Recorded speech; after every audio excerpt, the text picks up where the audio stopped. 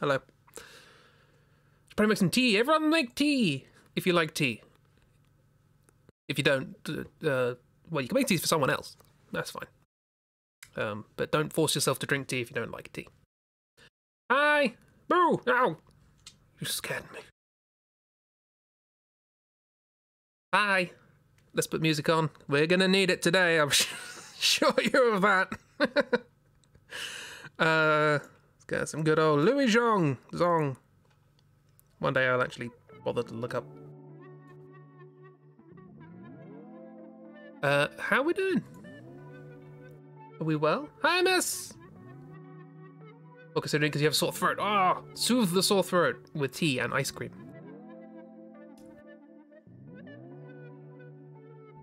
Hello. Hello. How is all? Apart from sore-throated and in need of tea.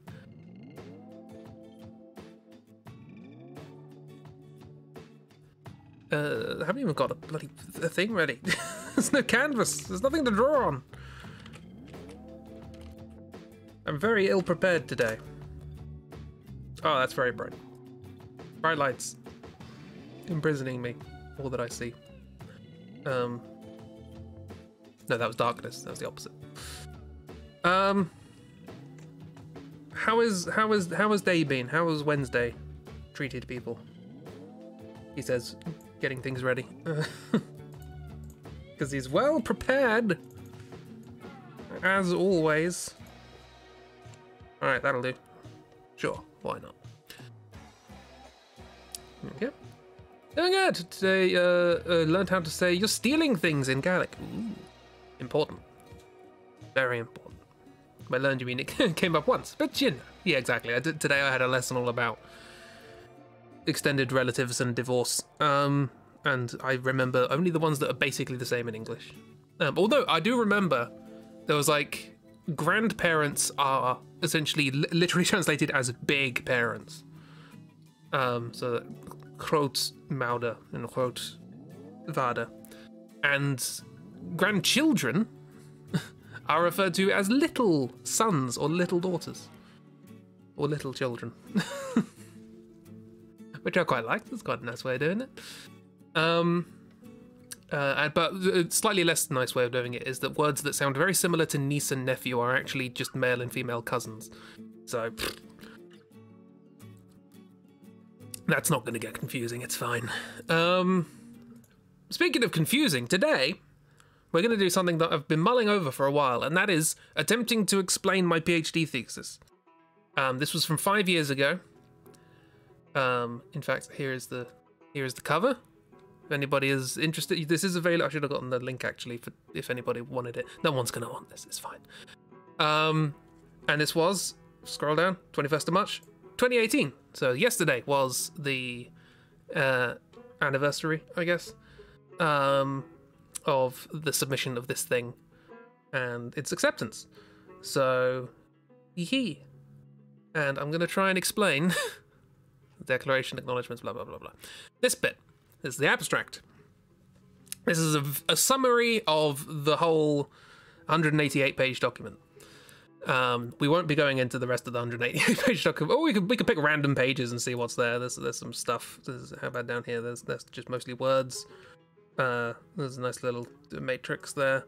There's some funky matrix calculations going on there. That looks like linear algebra to me.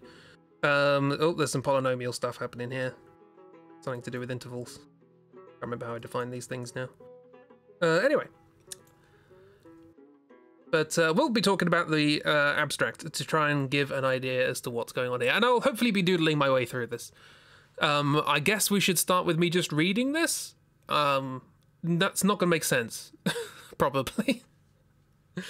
The only person to whom it might make sense is Ragdoll, but they're not there. They're not here. They're currently doing actual maths with actual people, whereas I'm just being me. But anyway, this was accepted, so it's technically correct. I have already spotted a couple of mistakes in this, so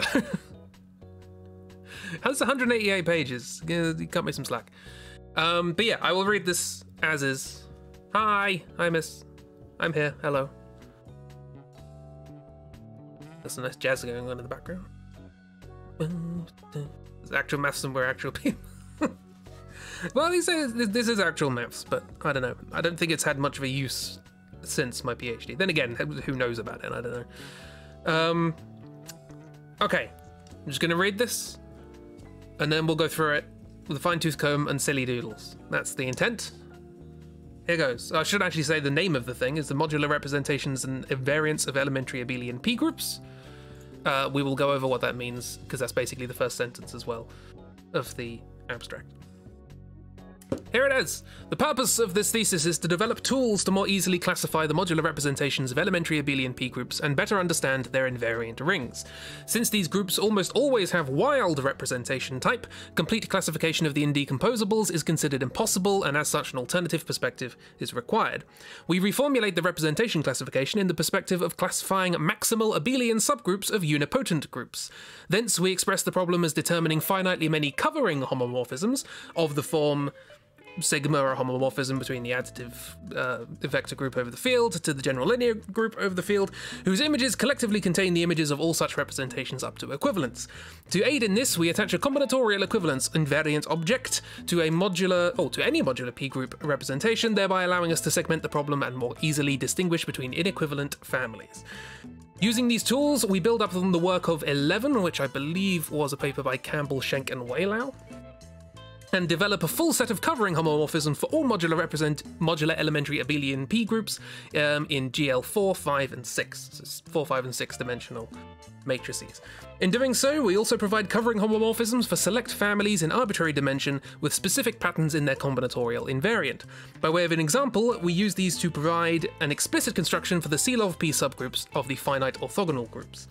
Thereafter, our focus switches to invariant rings. Given a matrix group in the image of a homomorphism, sigma, we explore methods of recovering the subgroup of the vector group over the field used to generate the group through its invariants alone, properties of which are indicative of the properties of the invariant ring. Using this, I don't know why I had to hyphenate. But the program you write these things in is called LaTeX, and it does a lot of weird grammar stuff. Using this, we provide an alternative explicit construction for the invariant rings implicitly generated in some reference. Further, we generalize a long-exploited technique for inductively defining invariants from those of maximal subgroups. After classifying the invariant rings and fields of several hitherto classified families, that should be unclassified families, mistake, we focus on the four-dimensional modular elementary abelian p-groups with rank 2, providing their invariant rings if Cohen-Macaulay, and algorithmic methods to procure it if otherwise. That should be them if otherwise. I'm correcting my own thesis. It's fine. Hi, Chip, don't worry, I'm just reading out the abstract. This is what I'm going to be trying to explain.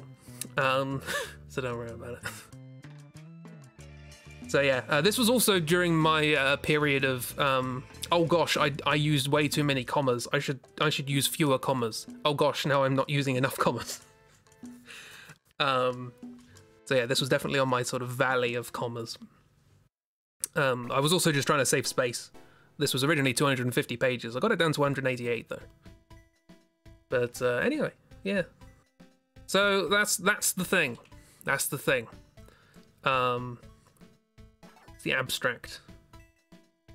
I should have had a point redeem of like pick a random page. And we'll just look at it. Why does my abstract have references as an abstract? Because my thesis builds very heavily upon the work of one other thing. Appreciate the mature audience. This is maths. There's gonna be maths. There's also gonna be silly doodles. Hi. But yeah, my thesis is essentially a continuation of work that was started in one specific paper, so it's very important that it's like, boom, we're continuing that. By basically making the things that they did accidentally, deliberately. That's pretty much the first half of my thesis, and I'm very happy about it. 18 plus maths only, maths after dark. You want to hear about these tits cones? Anyway, we had enough of that on Sunday. So, where do we begin? We begin with the chicken. Because there's chicken talk. How do you draw a chicken? I drew a chicken the other day. Should remember.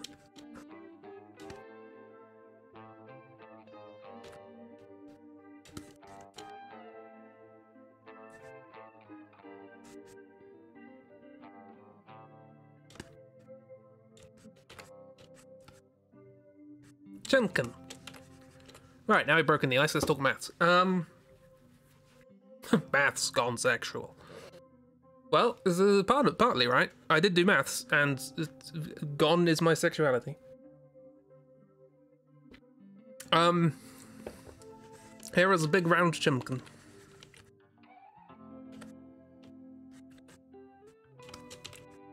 Sitting on a pile of maths books.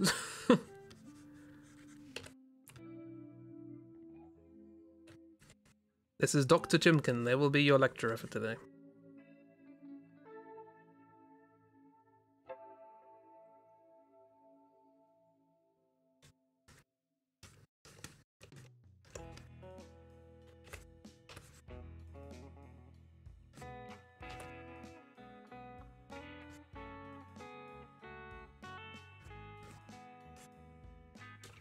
Dr. Chimkin. Hi! You're back because your brother. You're away because your brother called. That's fine. I just read out my abstract. Nobody understood it. That was the intention. It's Dr. Chimkin. Okay, so. Oops, that's not drag. That's drag. There we go. Right. First sentence of the abstract, because that basically sets the tone. We're gonna set the scene. Probably going to spend most of our time talking about this first sentence, to be honest. Because maths is a series of locked doors. It's very difficult to see where you're going if you don't go through all of the doors leading up to it. The purpose of this thesis is to develop tools to more easily classify the modular representations of elementary abelian p-groups and better understand their invariant rings. So, I'm going to pick a word right in the middle of it, group. And I'm going to explain what a group is. I won't explain every word in this sentence, because I can take a lot of shortcuts without if I don't do that. Suddenly something rings. The rings are probably the last thing we're going to talk about. So, but groups, rings are groups. So if you don't understand groups, you're half of the way there. Rings are kind of like two groups sellotaped together. But anyway. What's a group? A group is basically anything. Well, it's not basically anything, but it's a thing. Thanks, Plamp. I don't know what clip that was, but I'll watch it afterwards. Groups.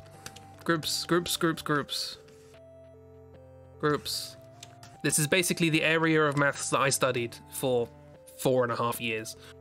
A group is a very abstractly defined thing. I talked about it briefly on stream not too long ago, about how the fact that a group is so abstractly defined so as to encompass so many things in anything mathematically adjacent, almost, pretty much. They use bloody everywhere, which I know is not a good description, but I'm just giving you a reason as to why you should care.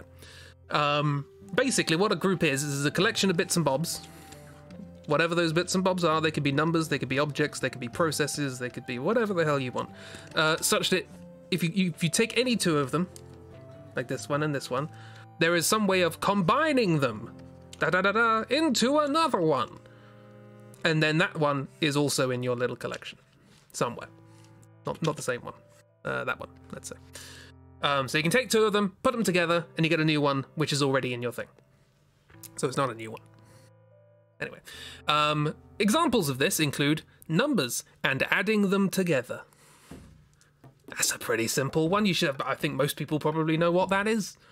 You could take two numbers, add them together, you get another number. It doesn't suddenly turn into a goat. Other examples are symmetries, which is where groups were first studied. So, for example, if I were to take... let's use some colours, actually. If I were to make a little square... Oh, hang on, there's a square tool, isn't there?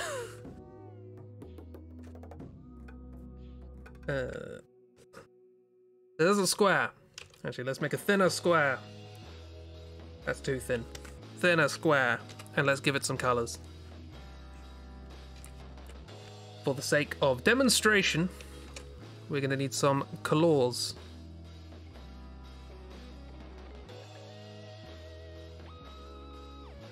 On the corners. So, symmetry of an object is just a way of moving the object around so that it looks the same at the end as it does at the beginning. 4 plus 4 is a Tory. 2 plus 2 is Jethro. Glad we're all learning the crispy maths. So a simple example of I should put this on its own thing. In fact, I'm going to make a folder of squares. So a simple example of a symmetry of a square would be, what if we just rotated it 90 degrees clockwise? The square looks the same, but because I've coloured the corners, you can see it's actually different. But it would look the same if it was just a normal square. Ooh, exciting. Thrills and spills, surely. That's a symmetry. 90 degrees clockwise. That's a symmetry. Bingo bongo. A symmetry would not be making it smaller. That's not a symmetry. It doesn't look the same now. But another symmetry might be rotating it 180 degrees all the way around. Either clockwise or anti-clockwise. It's the same. That's a symmetry. But here's the thing. If you take two symmetries, for example, rotating it 90 degrees and then rotating it 180 degrees, what do you get? You get another symmetry. This is 270 degrees. That's another symmetry. You put two symmetries together, you get another one. Ah, it's amazing, isn't it? Now, it's obvious for rotations, but it's slightly less obvious for other things, like reflections. So, for example, if I were to take this one and go, right, I'm going to rotate it 90 degrees clockwise, and then I'm going to reflect it along as if there were a mirror going right down the middle of it vertically. So go like that. Or if you prefer, rotating it in 3 dimensions, flipping it around. If there's a piece of paper on the table, pick it up, flip it over. That is also a symmetry. And this was like rotating that way slightly, and then flipping the whole thing. That's a symmetry. But what's interesting, well, not interesting, but what's worth pointing out is that if I were to do those two things the other way around, flip it like that, and then turn it 90 degrees, those corners aren't the same. They're not in the same place this time. I did the same things but in a different order, and now they're different. That's worth bearing in mind. Okay? Point being, you can combine two symmetries to get another symmetry, but maybe the order's important. So that's something we're not going to think. We're not going to think about the case where the order might not be important, like adding numbers. 2 plus 3 is 5. 3 plus 2, that's also 5. Exciting. But, 4 divided by 2, that's 2. 2 divided by 4, that's not 2. But anyway, the symmetries of shapes. This is really important, not squares. But symmetries of shapes really important to things like chemistry. Chemists, they're thinking about symmetries of chemical structures, important for biologists and people who model the ways that computers behave, and physicists talking about electricity. These are all important anyway. So mathematicians came up with this thing called a group, which is just, what if we took the things that are really important about symmetries and just looked at that? We ignored all the other fluff. We ignored the shapes and the rotating and the flipping and blah, blah, blah. And we just took all the basic structural information and just studied that. And it turns out that applies to a lot of other things too, like numbers. Or, as I talked about before, assembling a sandwich at Subway. You can make that into a group. Shuffling a deck of cards. You can represent that as a group, because if you shuffle one way and then you shuffle another way, that's another way of shuffling. But a group needs a couple of things. It needs a couple of bitses and bobsels in order to be a group. One thing it needs is this way of combining. That's important. Another thing it needs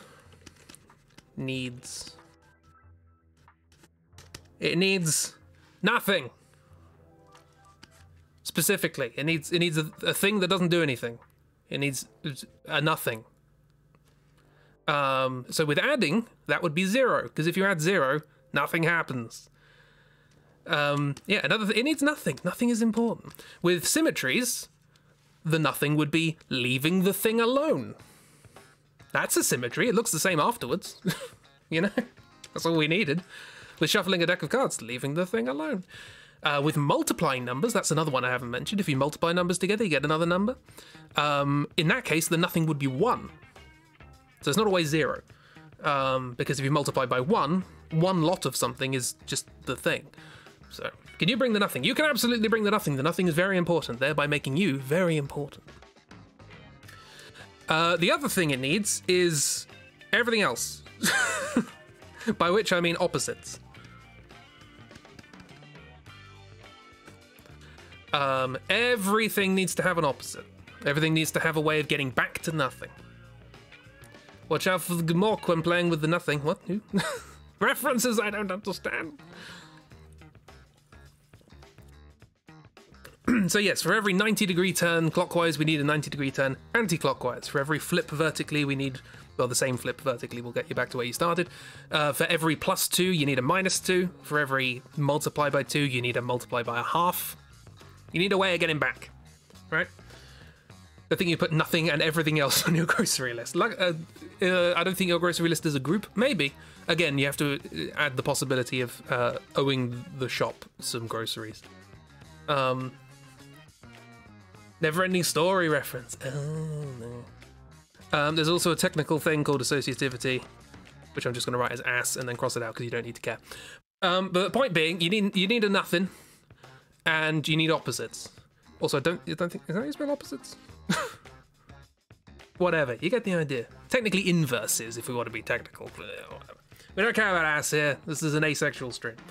Of course it is. It's maths. Right. So, I mean, I say that. Quite a lot of famous mathematicians in the past have, like, died in duels over a lover and stuff like that. Was it Abel? Actually, Abel. We're going to get to that in a second.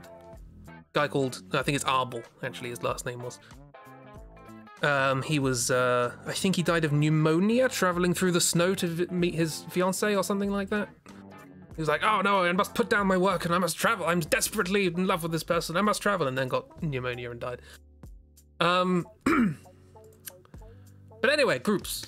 Lots of groups. They're bloody everywhere. If you've got a way of combining things that has these in there somewhere, you got a group, and they're really nice. Another thing that's important about groups another example of groups that are important is moving space, or moving things in space.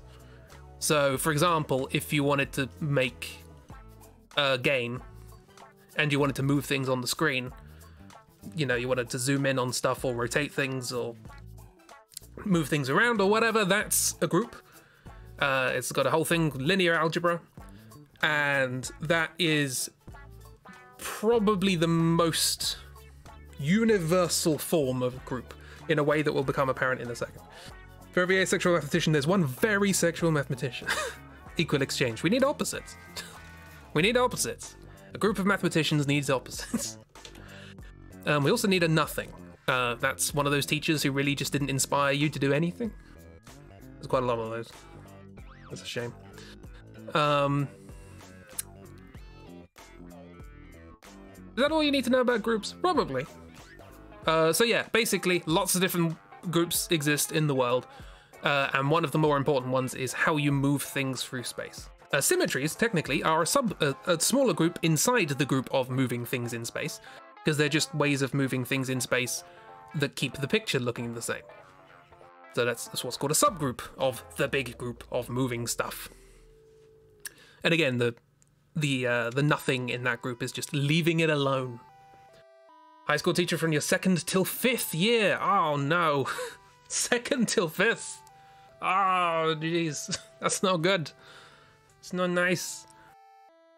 Because people inspire with maths. Well, some people just aren't going to click, but you should at least try, you know?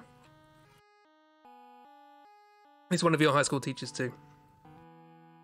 See, I was that annoying kid who was good enough at it that I could just pick up the book and read my way through myself, so I didn't really pay attention to the teacher.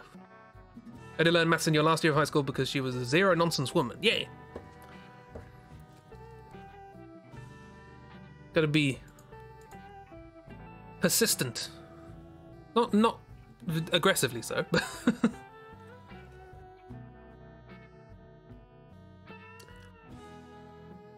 you can understand maths whether you like it or not, and frankly, you're probably not. Okay, so do we have a basic idea of what a group is? Or at least some examples of what a group is? You don't have to care about what it means in the abstract, because I'm about to give you another example, and that is specifically what my thesis is about. And that's really the only one you need to keep in your head. Well, that and moving things through space, because that's also very important. Think so? Cool. That's enough for me. Right. So my thesis is one of the central things is modular representations and invariants of elementary abelian P groups. Elementary, that means basic. Abelian, that's that guy Arbel I talked about before, named after him. P, or sorry, it should be lowercase p groups. Now, we've done the groups bit. Got a grade of an average of 5.6 to 7.8 in 1 year. Nice. I don't know, is that out of 10? Out of 10, yeah. Nice. Good going. Okay, we've done groups. What's P? P's a prime number. Pick a prime number.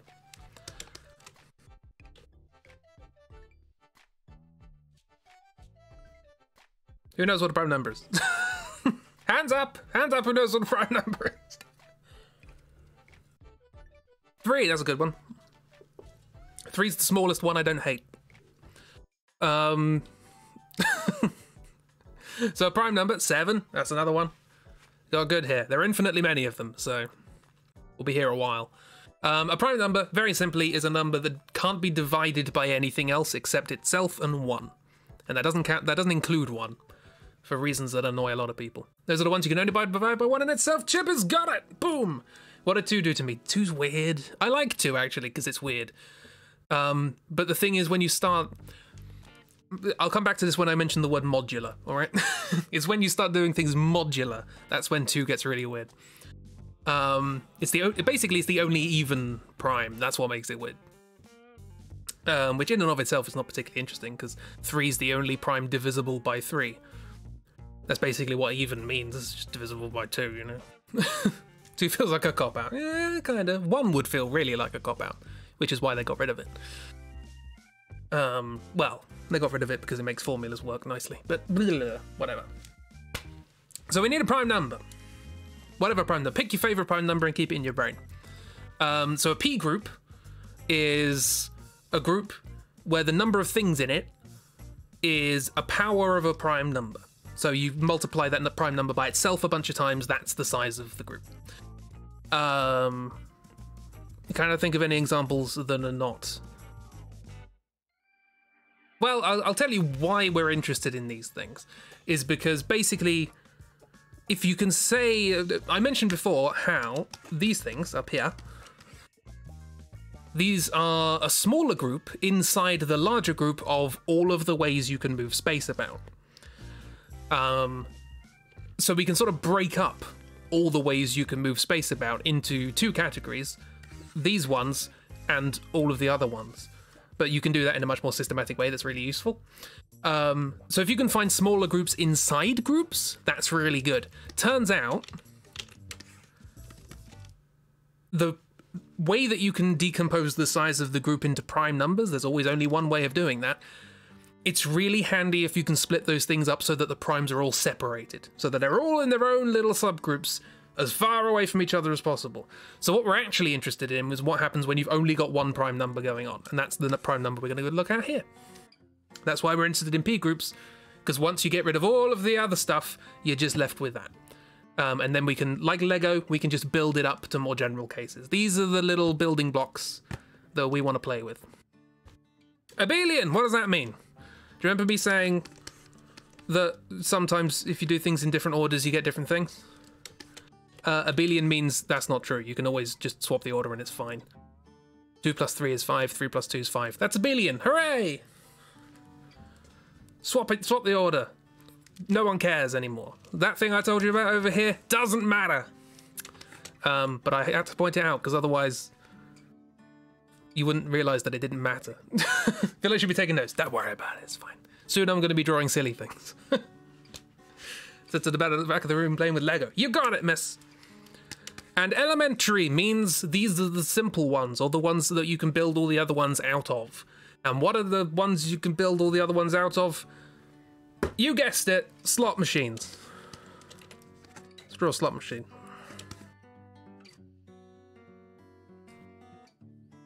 that what a slot machine looks like?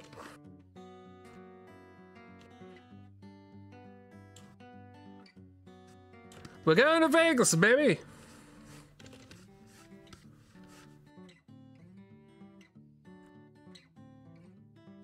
Can you tell I've not really used slot machines? There's like a cherry, right? And then there's a 7.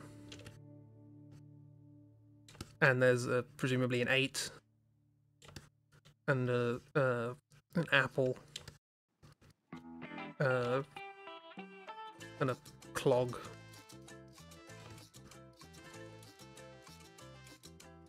Christmas pudding.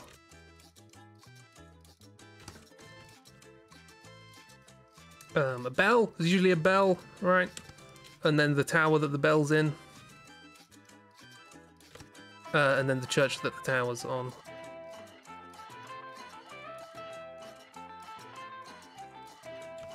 Something like that. Slot machines. It's eating a pastry and letting your little cells tumble around in your cranium. Yeah.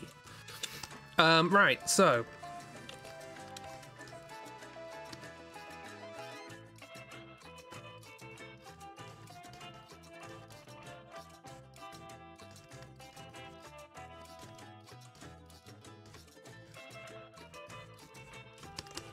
Elementary abelian slots. Boom. You understand the slot machine. Fantastic. That's what an elementary abelian P group is. It is a series of independently spinning wheels where the number of symbols on each wheel is P, your prime number. As it happens, we don't actually care how many wheels there are. There could be 1 wheel, there could be 7,000. It's up to you. Make as big a slot machine as you like. But yeah, that's all this means. They're abelian because the wheels spin independently. They don't interact with each other, so you can move that wheel and then that wheel, and it didn't matter which one you did first. They're P groups because the number of different arrangements you can have of the slot machine is, well, there are P many symbols on the first wheel, then there are P many symbols on the second, and the third, and so on and so forth. So it's just the number of wheels multiply P by itself that many times. That's P group. And it's elementary because these are the simple ones. And these are the things I'm interested in. Again, because you can sort of build much more complicated things out of these by sort of stitching them together in weird ways. And it's a group because if you pull the slot machine and it spins the wheel and then you pull it again, it's still a slot machine. Doesn't suddenly turn into a craps table, you know? Combination lock, that would work as well. Combination lock's good. Just a series of independently spinning wheels that all have the same number of symbols on them. A combination lock would have 10 symbols. Usually, it's like 0 to 9, which is not a prime number. But, in theory, it's not actually going to matter all that much that we're dealing with a prime number. So you can think about that if you want. Yeah, so. So we have our wheels. And there are... There's the nothing. We have a nothing on it. Then there's a 1, then there's a 2, then there's a 3, and it goes all the way around to P minus 2, and P minus 1. And that would give us the whole thing. We have to start at 0 because we need a nothing. We always need a nothing. In this case, actually, for the whole slot machine, the nothing would be all zeros, but you get the idea. And then times the rank. The rank is the number of wheels. That's just what we call it. I will not mention this again. Don't commit it to memory. I'm a good teacher. I'm telling you all of the useless information. It's maths. It's all useless. You brought the nothing. Yay. You... I was gonna... What's the opposite of reneged? You unreneged on your promise. So... we have now understood half of the words in the title of the thesis, because I'm looking at modular representations and invariants of slot machines, or combination locks, if you prefer. Now we need to deal with the modular representations and invariants of. So as a reminder, the purpose of this thesis is to develop tools to more easily classify the modular representations of elementary abelian P groups, slot machines, and better understand their invariant rings. So, what do I mean when I say a representation of one? What's a representation of a slot machine? Don't test you on anything. There will be no test. Do not worry. What is a representation of a slot machine? Right. Because groups are really diverse, there's symmetries and shuffling cards and making sandwiches and adding numbers. They've got physically absolutely nothing to do with each other. We need some way of comparing them, right? Because it turns out sometimes one group can turn out to be the same group as another one, but in disguise. Right? And it's not always obvious. And I'm trying to think of an example. I should have come up with an example. But sometimes you can find a group that's actually the same as a group you already know, but physically it looks nothing like it. It just happens to work exactly the same. I guess an easy example would be, you know, slot machine and combination lock, as you just said. They are physically different objects, but that's obvious how they would connect. But it's slightly more, I guess. If you had a slot machine with 6 symbols on each wheel, which isn't a prime number, but it would still be a group. It wouldn't be an elementary BNP group, but it would be a group. If you had a slot machine with 6 numbers on 3 wheels, that would be the same as rolling 3 dice, 3d6, which physically is a very different process, right? One of these things is tumbling all over the place and bouncing off stuff, and the slot machine's just spinning away. Physically very different, but ultimately it's the same outcome, right? It's the same set of events, kind of, technically. We won't get into details.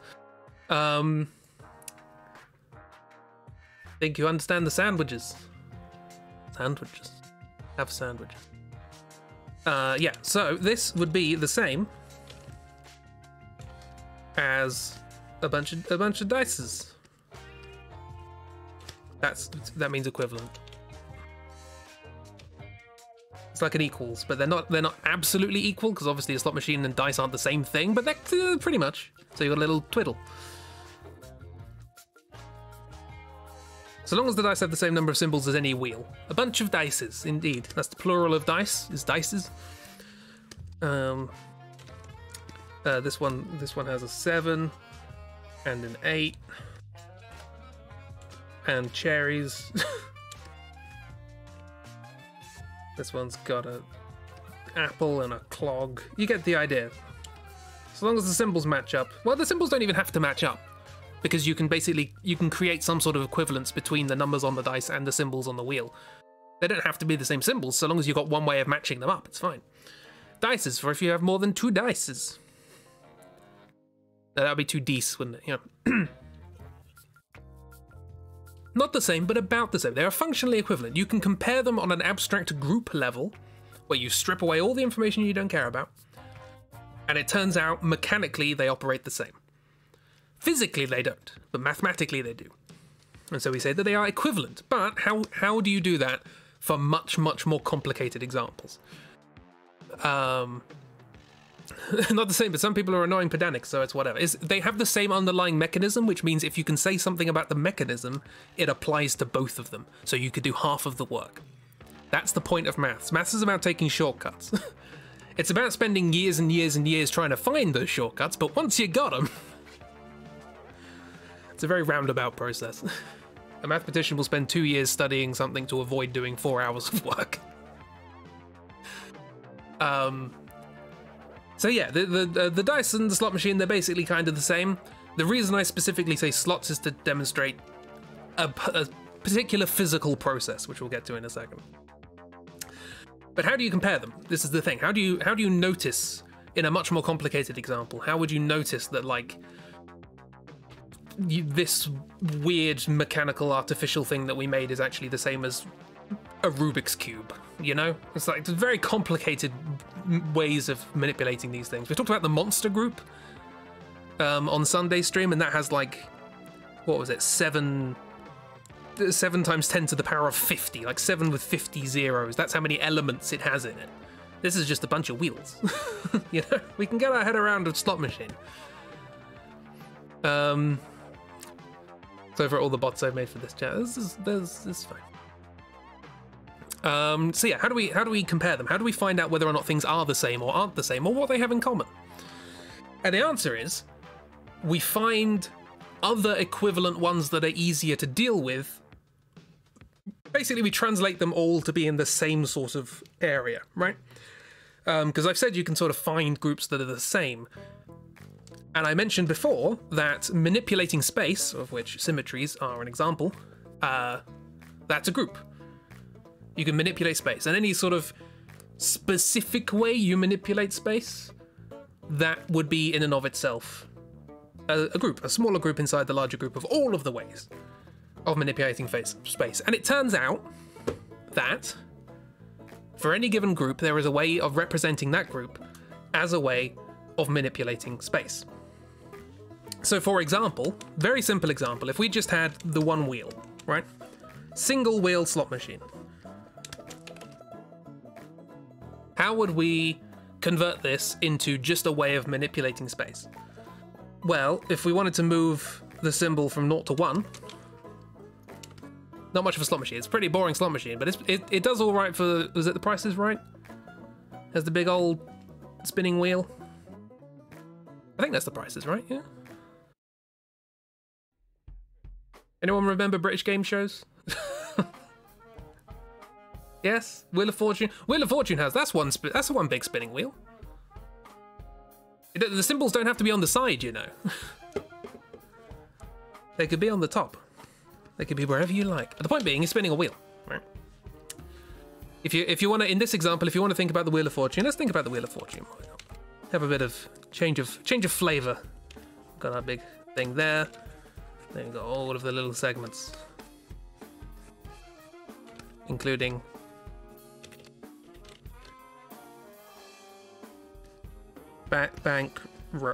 Bankaroo.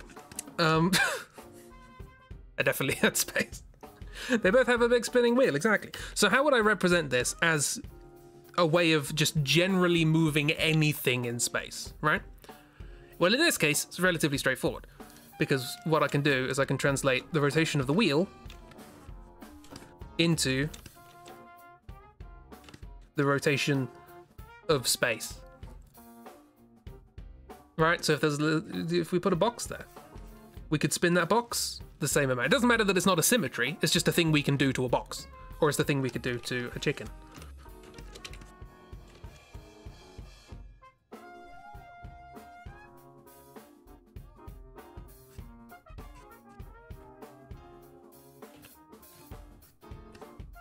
We could turn the chicken.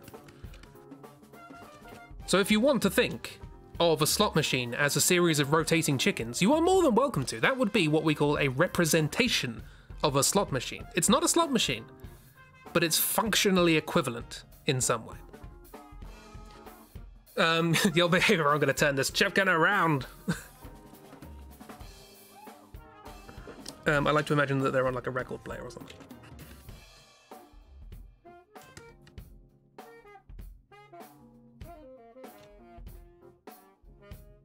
It's playing the chicken song.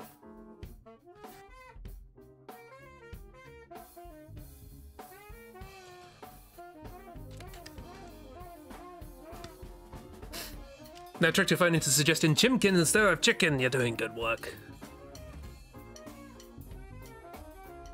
So physically speaking, these two are kind of the same process, right? And in the same way that, like, you know, if we had our dice before,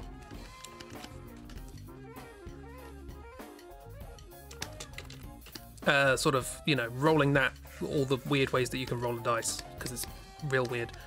That would be equivalent to doing exactly the same thing in space, but to a, I don't know, mouse. It doesn't matter what object, just spin the mouse. Now it looks like it's got a really weird tail. Probably sure thesis with the chicken as the cover art, yeah.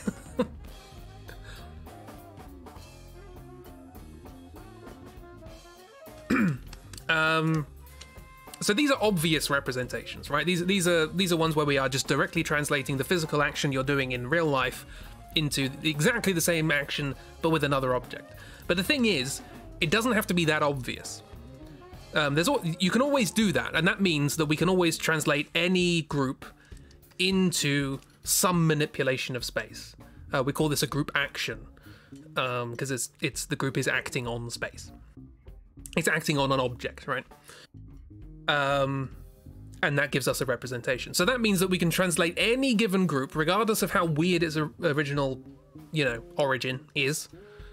We can translate it into the manipulation of space, and that means we can compare all of them together in the same way, because they're all manipulations of space, basically. And that's why representations are useful, because we can compare them all in the same arena.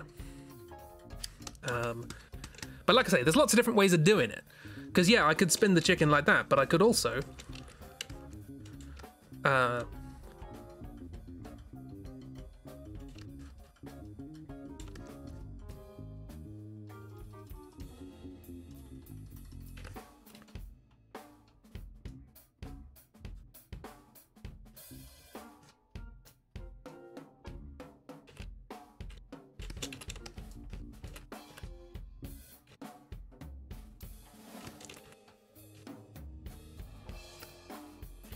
I could also spin the chimkin like that, if I wanted to. Which is not the same physical object, because this one is spinning along some sort of vertical axis, this is spinning along a horizontal axis. It's a different physical motion, but it's not difficult to convince yourself that they're basically the same thing, right? The chicken's having a day, I know. They're at the circus and somebody's throwing knives.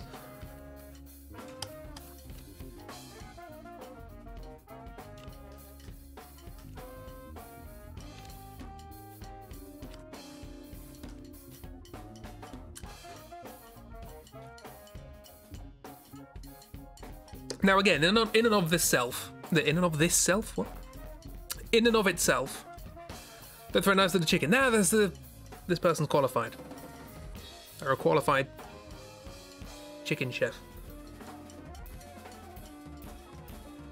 In and of itself, these aren't drastically different, but I hope it demonstrates the point that there's more than one way of doing this, right? And so these are, these are equivalent. And these are equivalent, which means that these are equivalent. They're all equivalent to one another.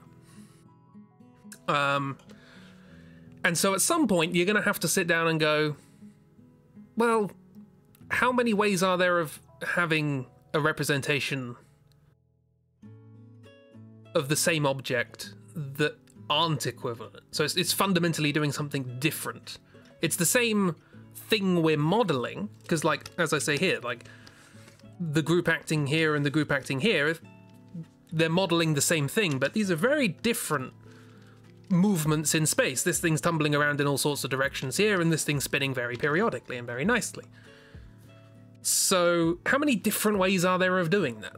And that's essentially the job of trying to classify representations. How many of these actually exist? Because if we can get them all, great. We don't have to worry about it. And they're all there, and every time this comes up in a practical application, we just get our big book, and we look it up, and we go, oh, it's that one. We know about that one. We've studied it already, because they're all there.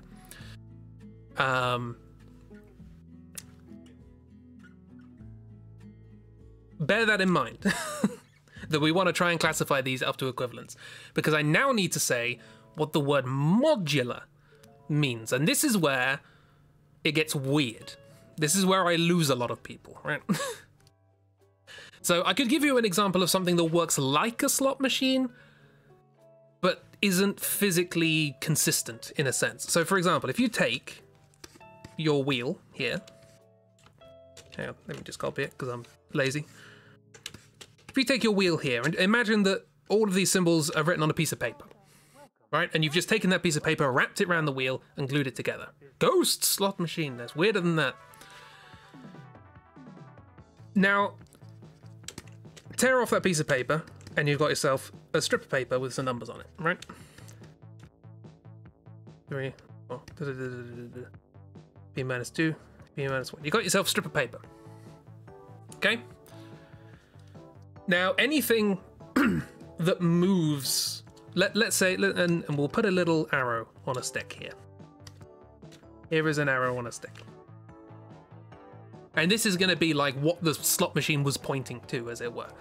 Now, we could arrange this piece of paper in whatever way we want, but ultimately, we want our movement of this piece of paper, if it's going to be the same as the way the slot machine would move, in process, not necessarily physically, we're going to want, after one step, for the 1 to be next to the arrow. And we're going to want the 2, after 2 steps, for the 2 to be next to the arrow. Then after 3 steps, we're going to want 3 to be next to the arrow, so on and so forth. Now, the more we scrunch up this piece of paper, the weirder that's going to get, right? Because if we scrunch it up, we're going to have to twist it in all different ways to get to the next number, and it's all going to be very inconsistent. But as it is now, we've stretched this piece of paper out. It's just a hanging piece of paper. So if we want to get from 0 to 1, we just slide it up. If we want to get from 1 to 2, we just slide it up again. That's basically the same as what we did last time. Then we slide it up once more. Basically the same. Then we slide it up once more. We just keep going. These are all the same. It's absolutely amazing. And then we get to p-1, and then we go, oh, hang on, we've got to get to 0 now. With the wheel, that was fine, but now we've got to hop down all the way. That's different. That's weird. That doesn't work, really, because it's not consistent. This needs to be consistent. Every step of this, because every step of the spinning the wheel, that was the same, right? That was always the same motion. Every time you get to the next number, that's exactly the same motion to get from one to the other. We can't do the same thing with a strip of paper. Unless we wrap it around a wheel, obviously. But this is where it gets weird.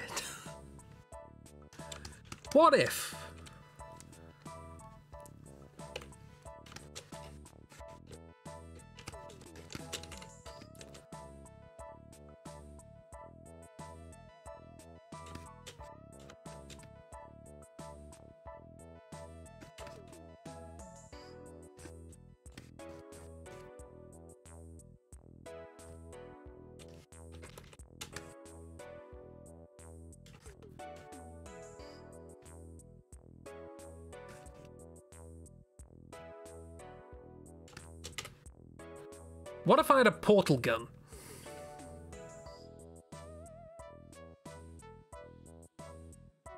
Right? We're playing Portal. Playing Portal early. I'm getting practice in for next month. What could you do then? Just suppose you had access to a portal gun. What could you do? Well, hang on, let me, for the sake of demonstration, let me put these portals on their own little layers. There we go. Because what we could do is we could take our strip of paper, pass it, whoops, let's put that on its own layer as well. Take a strip of paper, pass it through the portal, which would have it go out like that, right? And then we could move the two portals close together enough to stick the paper together. And now we have one continuous piece of paper.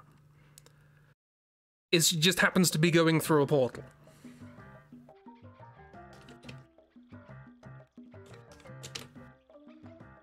Okay, and now what I can do is something very cheeky.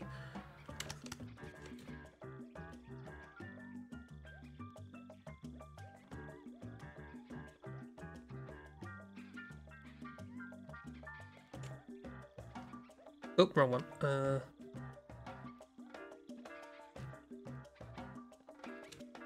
Because I'll just do that.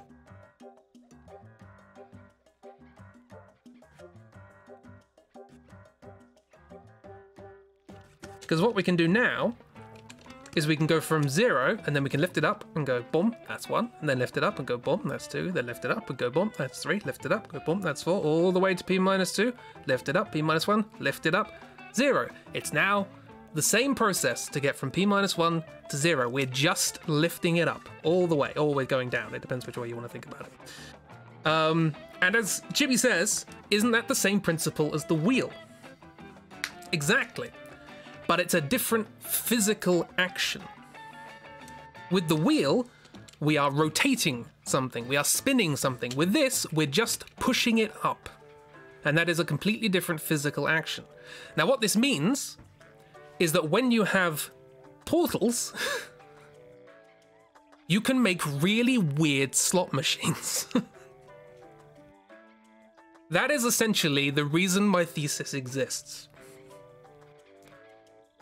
This is what's called a modular representation. If you have the ability to loop space, if you have a portal gun, then you can do a modular representation. This means you can just go round and round and round and round by passing through a portal and coming back. Exactly, yes. So what we've made, fundamentally, is a slot machine that would have been impossible without a portal. So with portals, there are more slot machines than without, right? Now, what we're studying, and I should specify here, I'm not being mathematically rigorous. This is an analogy, but you get the idea. Strictly speaking, modular is when you have finitely many numbers to deal with and you just loop back around when you get to the top. So for example, if you're working modulo 5, then you would count 0, 1, 2, 3, 4. We're at 5, we don't care about 5, let's go back to 0. 1, 2, 3, 4, 0, 1, 2, 3, 4. So you just keep looping backwards and all around and around and around. And that's the portal here. Is that we just don't care about numbers at a particular height. And for example, if you were to just do arithmetic normally and only care about the last number of the arithmetic, that's what you're doing. Because you don't care about 10. If you're just looking at the last digit of the number, you don't care about the number 10, that just goes back to 0 when you get to 10. So modular arithmetic is very useful for studying numbers in general. It's also very useful for studying things like computation, because computers only have finitely many numbers, and they're usually base 2 or 16 or something like that. Anyway, point being, some people have a use for this. I'm not actually just playing with portals. So some people have use for the mathematics behind this weird analogy that I have. But the point being, you can make weird portals, weird slot machines with a portal. Why not? I should have probably specified right at the beginning of this stream. Don't ask why. You said why not, which is different, so that's fine. People with portals have a use for it. Yeah, people with portals and a gambling problem, they've got lots of use for this. Or a really interesting combination lock. This will thwart a lockpicker, wouldn't it? They try and pick the lock and they drop their pick through the portal and it just keeps falling. Asking why I wasn't just playing with portals. Oh, no, we'll do that next month. I don't want to spoil my enthusiasm for Portal, you know. If I make it seem like work now, it'll be really fun when it's a game.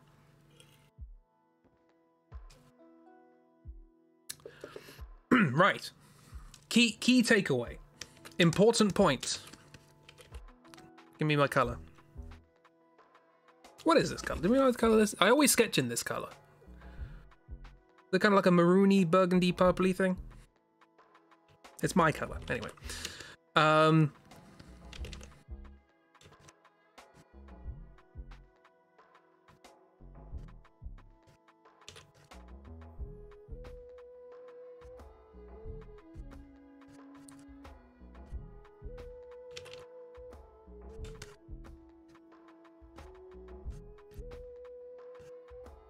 This is the fundamental principle as to why my thesis exists.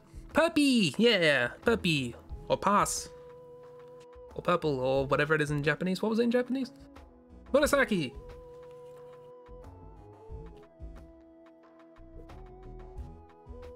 Or that symbol. It kind of looks like somebody being lifted up by people and holding up their arms and going, "It's a party!"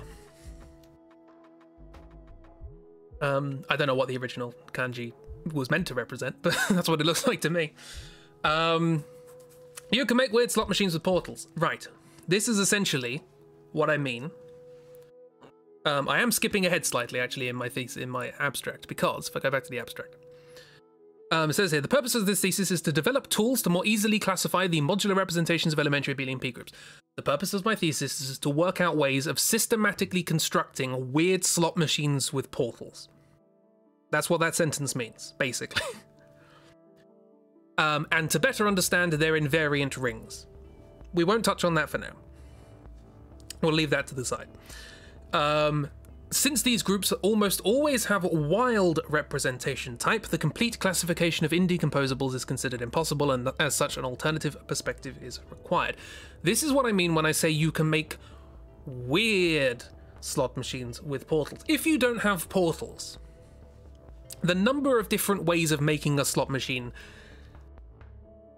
there's not that many, right? Like I say, in physical reality, with three spatial dimensions, you're basically just spinning a wheel. There's not really another way of doing it. Like, fundamentally, you could do the same sort of process with dice, but that's a very different physical action. With this, where every single step has to be exactly the same as the last one in order to get all the way through and it just loops around, the only real way you can do it is with rotations. So it's very limited. But as soon as you get a portal, suddenly the world's your oyster. You can do all sorts of weird things. And these portals don't have to match up, right? Because we've got multiple wheels. You know, you could have... You've got a portal here, and a portal here, and that's got one of the pieces of tape going through it. And then you've got another portal over there, and a portal there, and that's got another piece of tape. Oh, should really keep this color or something. And that's got another piece of tape going through it, and then you got a wheel here, because we can also do wheels. Just because we've got portals doesn't mean we have to use them. So this one's just going to be a wheel spinning away. Like, there's a bunch of different things you can do. And there's so many different ways you can arrange those portals. And it just gets a bit nuts. It gets a bit out of hand. It gets wild. Specifically, that's the word. Wild. Yeah, first you get your portal. Crispy's patented plan to make the slot machines in Vegas explode, featuring portals. Oh no, I'd probably make all sorts of weird gambling machines by accident. But the point being, as I said, these groups almost always have a wild representation type. Now, there are 3 representation types, and that what a representation type is, it basically tells you how easy is it to actually classify all of them, right? So there's 3 representation types. Type 1, finite. There are finitely many of them. You could count them. Ain't that lovely? Very easy to fit in a book. Type number 2, tame. Okay, there aren't finitely many of them, there are infinitely many of them, but they follow a pattern. So we can write down a pattern. That's fine. We can manage the pattern. 3, wild. There's no pattern. They do whatever the hell they want. We can't control them. And this is where we find ourselves. As soon as we start introducing portals, trying to classify all these things, it's impossible. And by impossible, I mean actually impossible. There is another problem in group theory called the word problem, and that problem has been mathematically proven to be unsolvable in general. And that problem is inside our problem. So, we can't do this. We can't work out all of the slot machines. There are too many. They don't follow a pattern. Really weird ones happen, particularly if you start taking things like time into account. And don't start looping time with balls. That's a different game. But yeah. So we can't. We just cannot classify all these things. There's too many of them. And that's what I say.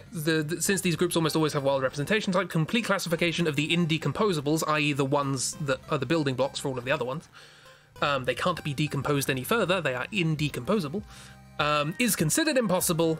Really, I should have just put is impossible. And as such, an alternative perspective is required. That is the first paragraph of the abstract. We've gotten through the first part. Well, I didn't mention invariant rings. We'll get to that. What if you turn the TARDIS into a slot machine? Exactly. One of the rooms of the TARDIS can exist in different times, so you could probably pass a piece of paper into one of them and it will come back in the past for you to glue to itself in the past. Let's not go there. Let's not think how that works. Actually, somebody recently made, or are they still working on it, a multi-dimensional golf game. But whatever. I'm gonna do 5D chess, all that sort of stuff. We're gonna have fun with multiple dimensions, and we're going to. I won't actually do anything in multiple dimensions here, but I'll mention that I do in this thesis, because this thesis is basically built on the work that I did in 4, 5, and 6 dimensions. But whatever. So the purpose of the thesis is to develop tools to more easily classify the modular representations of elementary abelian p-groups, slot machines with portals, and better understand their invariant rings, whatever they are. Since the groups almost always have wild representation type, there are too many, we can't classify all of them. Complete classification of the indecomposables, the basic ones that we can build all the other ones from, is impossible, and we need an alternative perspective. That alternative perspective is what the first half of my thesis is about, and what, in my personal opinion, is the actually good thing in it. Because it's impossible to do by normal means. So I wanted a slightly more systematic way of dealing with most of them, if possible. It is impossible, in general, but at some point we're going to stop caring, right? At some point, for practical applications, the mathematicians aren't going to care because it's impossible. And the physicists are going to stop caring when we get up to like 10 dimensions, probably. So long as we can do that, we're probably fine. So that's basically what my thesis is about. We reformulate the representation classification in the perspective of classifying maximal abelian subgroups of unipotent groups. I won't bother explaining what that means, but I will explain what the next bit means. Thence we express the problem as determining finitely many covering homomorphisms of the form whose images collectively contain the images of all such representations up to equivalence. Right, what does that mean? Actually, we should probably start... actually, no, okay. For completion, let's actually finish off the title of the thing. We don't know what invariant rings are. You know, we now know modular representations, portal gun, of elementary abelian p-groups, slot machine. We want to know what invariants are. And I don't really have a good analogy for this.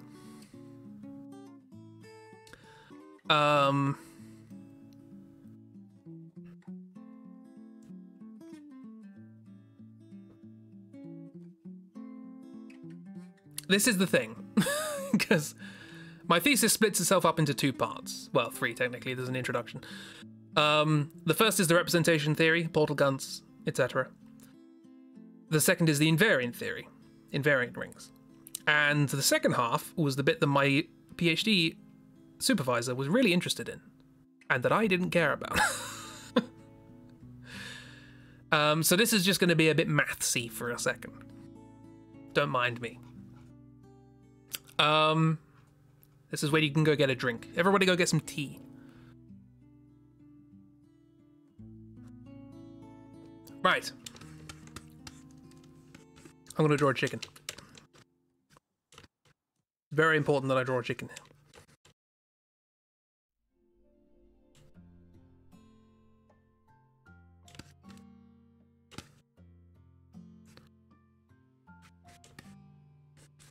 You will brush your teeth. Nice. Look after your teeth, it's important.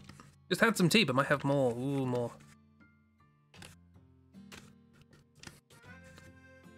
Drink some teeth. Brush your tea.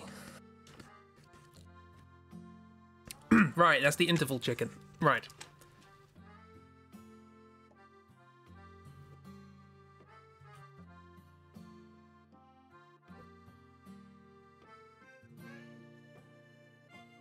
Okay.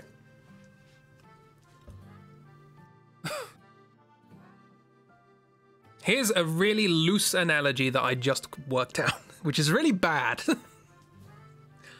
But it's a funny image, so we'll go with it. If you have a slot machine,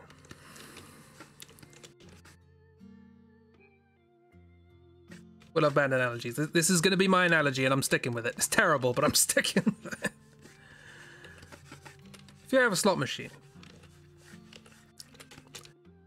you spinning the wheels, or the computer spinning the wheels, with the computer in this particular situation, or whatever mechanical device is the thing spinning the wheels, that's not the only thing that can affect the wheels, right?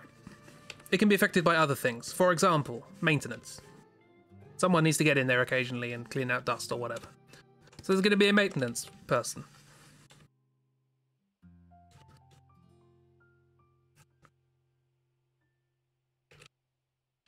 They've got their screwdriver.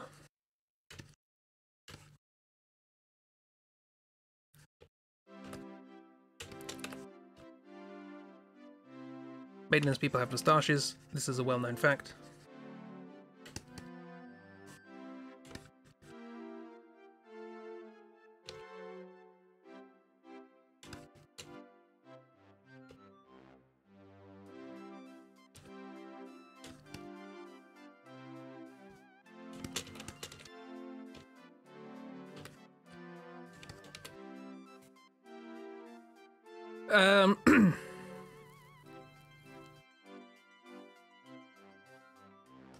That's what it looked like before it became a skeleton. I was tempted to draw the skeleton. I was tempted. I may have to in a second. Because my analogy goes thus.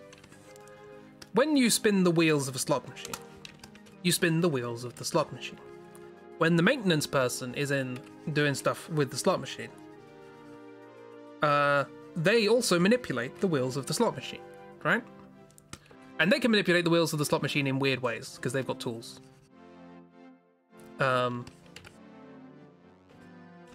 Here's the thing. They might be able to manipulate the wheels in weird ways. But we can manipulate the wheels while they're manipulating the wheels.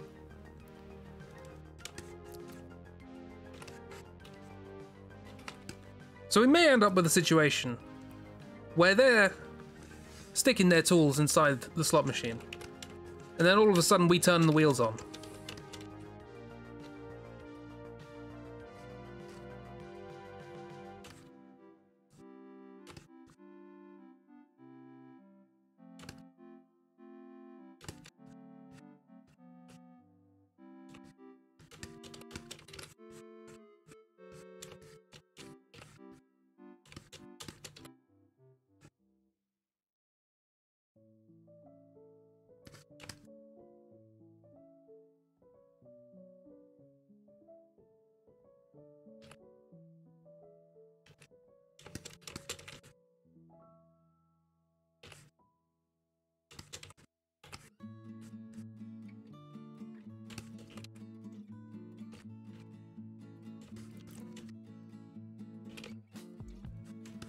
And it turns out at that point, if we start manipulating wheels while they're manipulating wheels, we're going to end up manipulating them.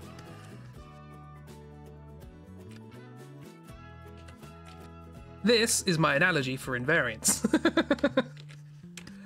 Is that by manipulating the wheels, you can manipulate other things that can manipulate the wheels. How very Hitman. I got Hitman on the brain. And that's how he turned into a skeleton.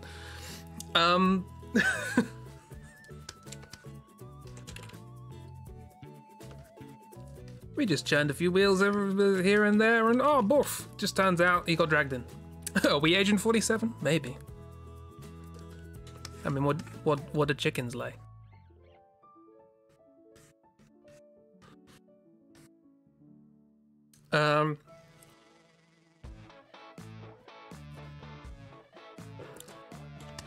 No tie, sorry.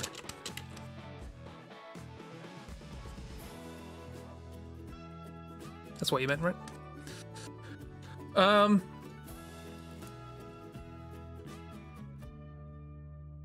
Anyway. By manipulating the wheels, you can inherently manipulate things that themselves manipulate the wheels. Right? Need to keep the analogy consistent. Now I'm just imagining like a scene from Hitman, but where like Hitman, Agent 47 walks up to somebody and they're like, "Oh, my good friend, oh, it's been a while, how are you doing? Have you got a haircut?" But it's just a chicken.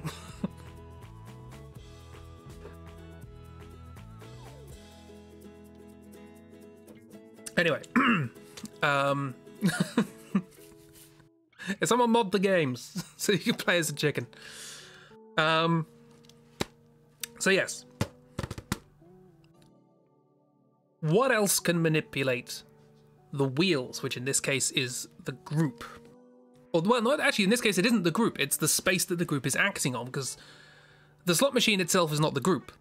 The group is the thing turning the wheels. Again, like up here, the group wasn't the square. The group was how we were moving the square. It was the 90-degree rotation. It was the 180-degree rotation, the flipping vertically, all that sort of stuff. That was the group, and it was acting on the square. Here, our group is not the slot machine. It's the ways we can spin the wheels of the slot machine. It's the little computer chip inside the slot machine that goes spin. That's the group. And that can act on the wheels, and so can this guy. And thus, the computer chip vicariously can act on the guy. Now, mathematically speaking, what this means is that functions acting on the space that the representation acts upon can be affected by the group acting on the space itself. And this all comes from something which is a very important mathematical result. It's called the fundamental theorem of algebra.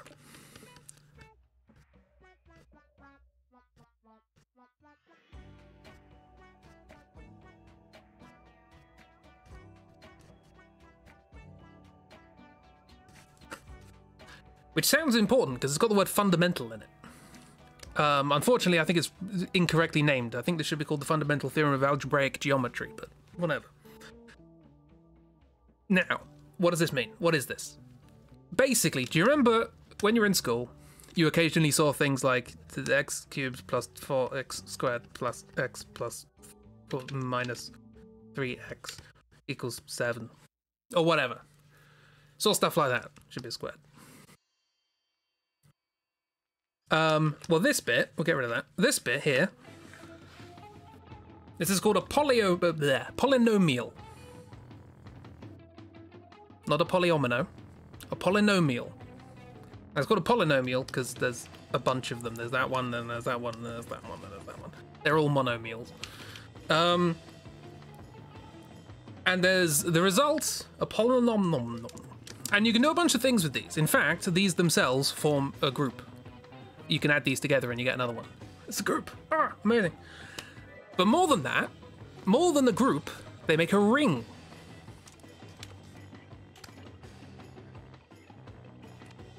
Algebra slash rings. And algebra is a fancy ring. What's a ring? A ring, if we remember our group was a bunch of things. We could combine two of them together so long as we had a nothing and opposites, right? A ring requires that you can combine things together in two different ways. Right? So we've got one way of combining things, but what if we had another way of combining things? Another one over here. So we could take this, and we could take this, and we could combine them together in a different way to get a different thing.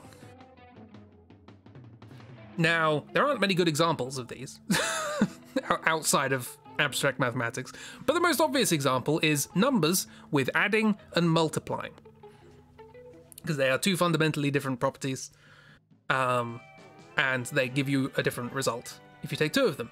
But fundamentally now we actually need slightly different things, because we need a nothing, but we also need another nothing, which we're going to denote with a 1, because the nothing in multiplication is 1. As I mentioned before, the nothing in addition was 0, the nothing in multiplication is 1. And we need opposites here as well. We need another, basically it's another group attached. It's like a conjoined groups-ish. And I say ish, because this 0 thing, that can't have one. And it's not like it doesn't have one. It can't. If it has one, everything explodes. And this is essentially a way of saying you can't divide by 0. There is no multiplicative inverse of 0. Which we generally, I think most people know is the thing. Do we know it's the thing? Hands up if you knew that you can't divide by 0.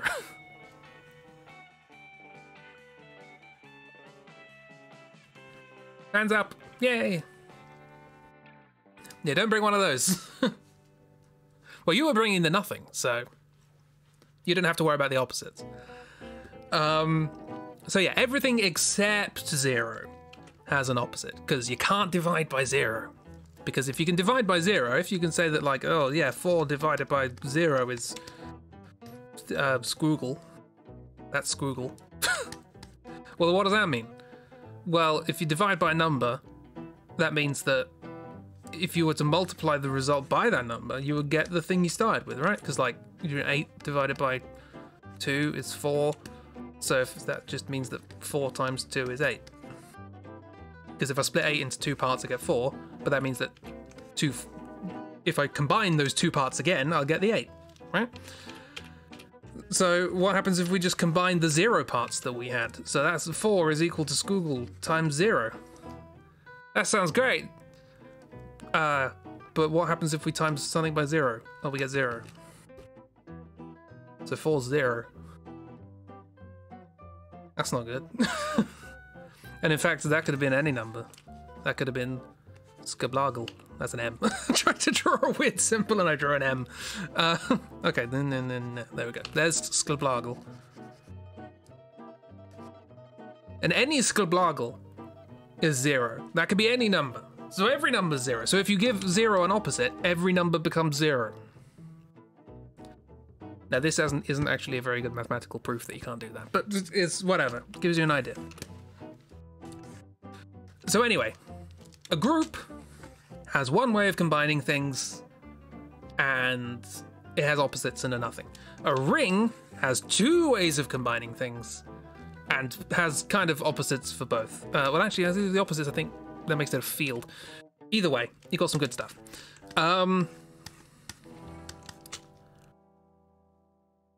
So, learn 2 new numbers today, Squoggle and Skavlevel. Exactly. Googology 2, coming soon. So anyway, the point being, these things form a ring, because you can add them and you can multiply them. But how do you multiply, like, the x's and things?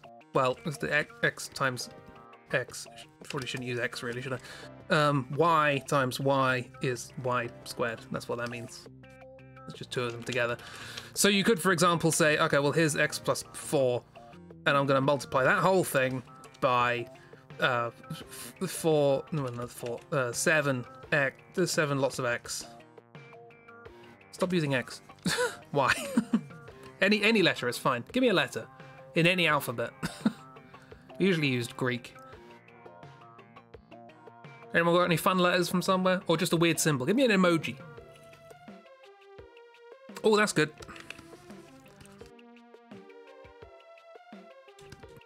N with tilde. There's an n plus or minus 5 or whatever. And we can multiply these together because there's a ring. We can multiply any combination of things. But what that means is that we've got to sort of pair these things up. So there's like 7 lots of n here. There's no n's there. There's an n there. There's a 4 there. That's got none. So like we need to do everything in here by that, and then everything in here by that. And what we end up with is like those 2 together. There's a 7. There's 2 n's. So that's 7n squared. This is a 4 with 7 n's. So 4 times 7 is 28. And then 1 n. Then we have n minus 5. So there's minus 5 of those n's. We've got 28 n's minus 5 n's. That's 23 n's. Minus 20 because that's 4 times minus 5. Anyway, point being, you can combine these things together. And that's how you do it, right? You multiply and you expand and all that sort of stuff. But multiplication is the sort of understood process, because you just do that pattern. You just say, okay, that with that, and then that with that, and then that with that, blah, blah, blah, blah. You can teach yourself how to do that. That's fine. That's grand. Going backwards is much harder. If I were to just say, there you go, turn that into 2 little brackets. That's a lot harder. Now, you might have learned at school a way of doing that. There's a little formula. But that formula is not very nice to look at. And if you have... how complicated it is depends on this number here. The biggest number in front up here, this would be this 3. That's bigger than a 2 or another 2, which I've just realised. No, that's better.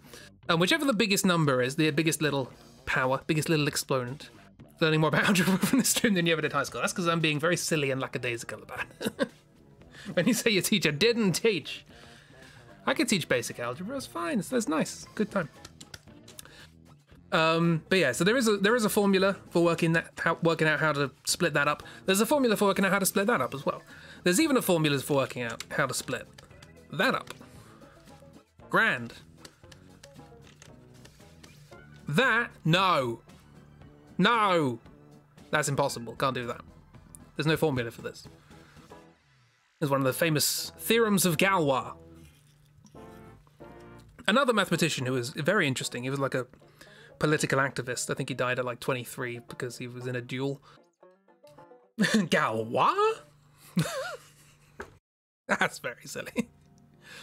It's French, so it's Galois. Can it not count to 5? No, he proved that you cannot, in general, solve these.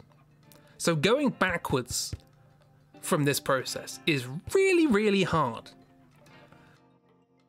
But because you could, if you give somebody one of these, right? Well, how would you work it out, right? How would you work out, for example, just given this, where would you start? Where would you start trying to break these up into smaller bits that are all multiplied together? Well, we were talking before, up here, my little proof that you can't really divide by 0. Why can't you divide by 0?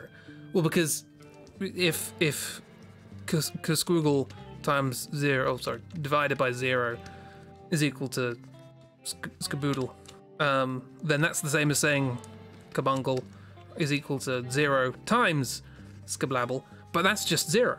Because if you multiply anything by 0, it's just 0.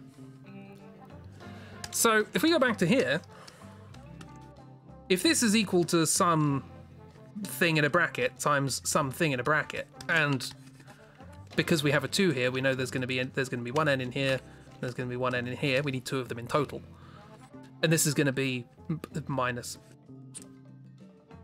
skawaggle, and this one's going to be minus kombucha. If we can write it like that, if we know these two things are the same, then what happens if we just replace the n with kawaggle? What if we replace the n with kawaggle? Like that. We're going to get kawaggle minus kawaggle. Well, that's 0. Something minus itself is 0.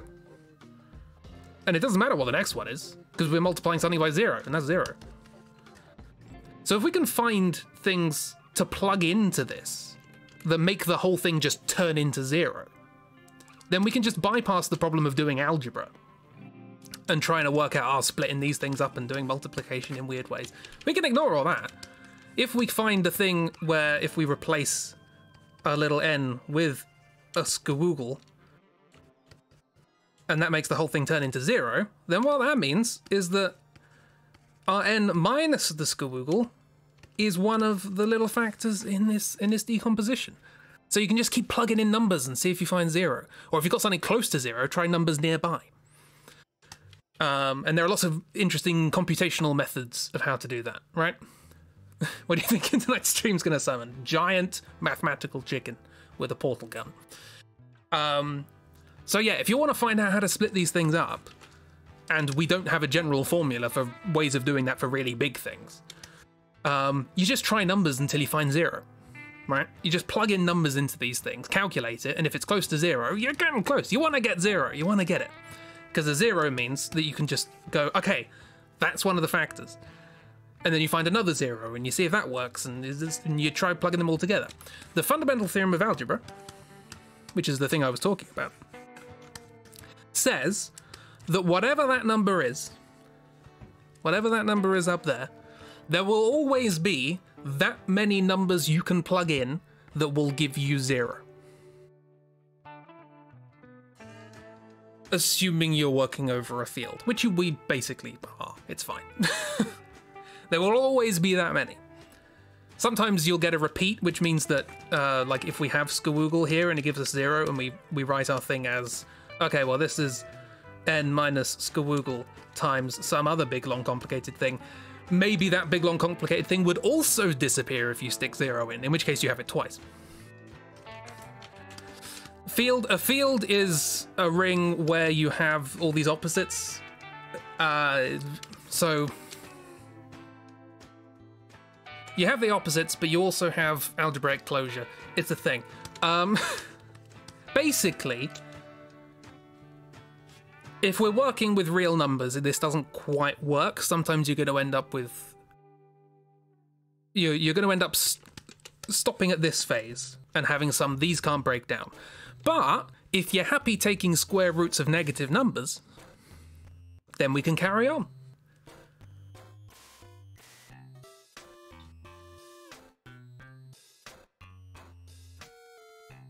We won't get into that. Basically, to all intents and purposes, there are always this many solutions. You just might need to have more numbers than you generally use in day-to-day life. That's fine. They're still numbers, they still work. It's all good. And that's the fundamental theorem of algebra. It just basically says that you can always take something that looks like this and convert it up into a bunch of little factors, all of which look like that. Just your whatever your variable is minus a number. And that number, if you plug it in, makes the whole thing turn into 0. Right? And the number of factors you have is equal to whatever the biggest number is up in the thing. That's the fundamental theorem of algebra. And it's not really got anything to do with algebra.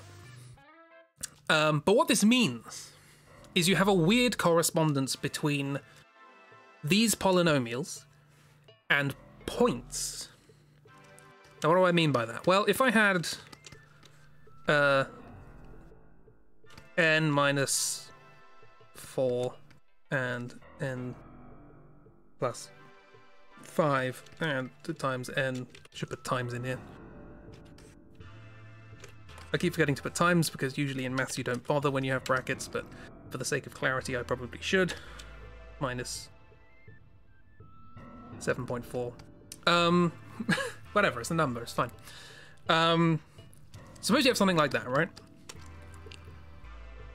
Well, there's a lot of unnecessary information here. If we know the fundamental theorem of algebra, then we can always represent these things as a way of combining these things together. These little blocks that disappear when you plug in the number. Then we don't actually need all these brackets, we don't need the times, we don't need... Because again, multiplication, that's abelian. 2 times 3 is 6, but so's 3 times 2. It's the same, doesn't matter which way around you go, you can swap these around all you like, just put that at the end, that's fine. Life's grand. So it doesn't matter what order these things come in. All you actually need are the numbers. So instead of writing all this bloody nonsense down, what you could actually write down... Oops, I accidentally colour picked something. What you can actually write down is just 5, 7.4, well actually, because it's n minus something, and this is a plus, so we need to do minus 5 to balance that out. 7.4 and 4. And that's, we found a little correspondence. So we just need to think about these, right? And when combining these things together, when multiplying these things together, we're just adding more numbers onto the list. Now, this is the bit where I'm going to abandon maths and talk in very, very general strokes. Because this correspondence here is very interesting to mathematicians who like algebra and geometry. Because this thing here is algebraic.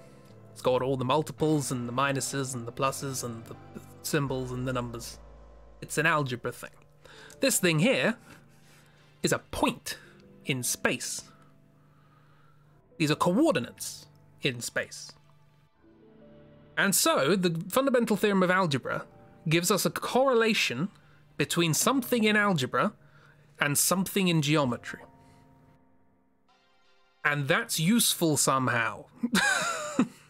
In a way I definitely understand. Alright? Mathematicians love this. We'll ignore the fact that the book I got to explain this was really dense and doesn't explain the subject very well. So I never really quite understood the point. But it's a really big area of maths, right? And Glad someone does. Mathematicians love this one thing. But here's the thing, is that you can have a correspondence like this, and you can have these algebraic objects manipulate points in space using this thing. So you can study geometric concepts by studying the algebra that is running behind the scenes of those geometric concepts. You can have the algebra move things around in geometry and manipulate stuff and do some cool and interesting things that I don't understand. And that helps teach you an awful lot of stuff about geometry that you wouldn't have known if you were just looking at the geometry. You know? You're not going to learn a great deal about how a car works just by sitting in the driver's seat. At some point, you're going to have to lift the bonnet, look at the engine. This is the engine. This is the car. In this particular instance. Or, if you prefer, this is the slot machine. This is the engineer. This is the thing that's manipulating space, which we're also doing. Do you remember? We're manipulating space with a representation. That's what we want to do. We want to get representations of slot machines by moving space around. But there are other things that move space around, and it's these things. That's him. You don't know, but you're enjoying yourself regardless. So you have this correspondence between algebra and geometry, and we're moving geometry around. So now we can translate our moving of geometry around, i.e. spinning the wheels of the slot machine, to us moving algebra around, i.e. us mangling the engineer. This is a really weird analogy, but that's basically what it is. The fundamental theorem of algebra allows us to mangle an engineer.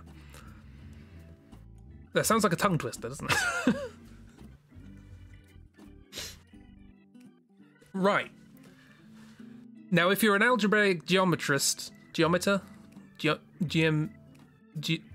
guy. If you're an algebraic geo guy, as long as we get to mangle the engineer, we do. That's the second half of the thesis. As long as you get to mangle Jim. Jim was the name of my PhD supervisor, actually. Whatever his middle name, but whatever.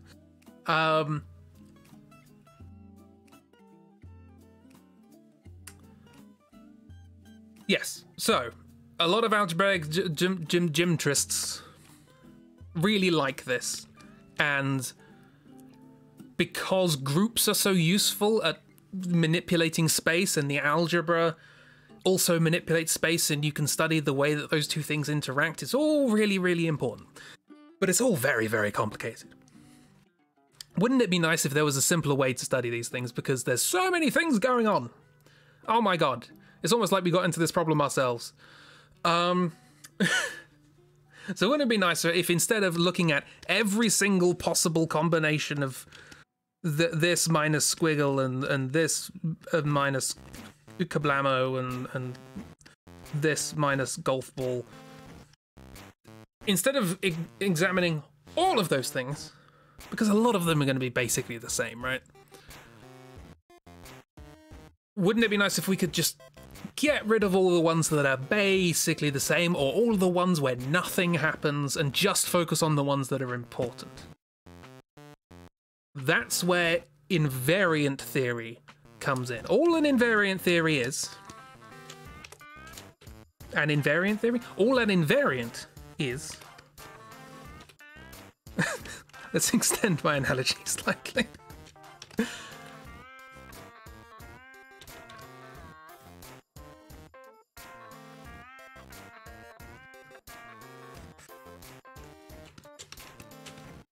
That would be nice. It would be nice to ignore a lot of the work. Again, that's basically most of the job of a mathematician.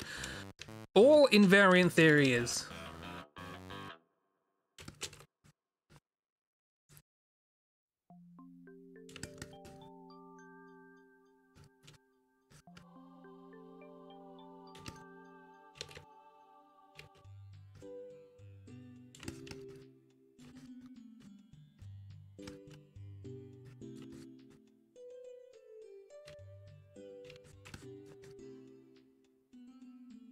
it looks at all of the engineers that could possibly manipulate the slot machine. And it asks the question, which of these, when I start spinning the wheels,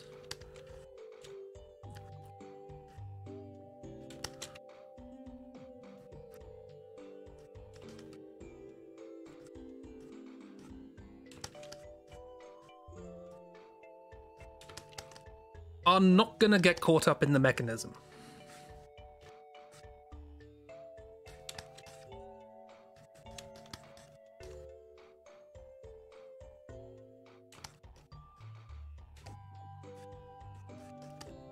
Which of them, when we start spinning the wheels, are going to be sensible enough to not actually get all mangled? Flynn is invariant theory. The twig didn't make it. The twigs all snapped.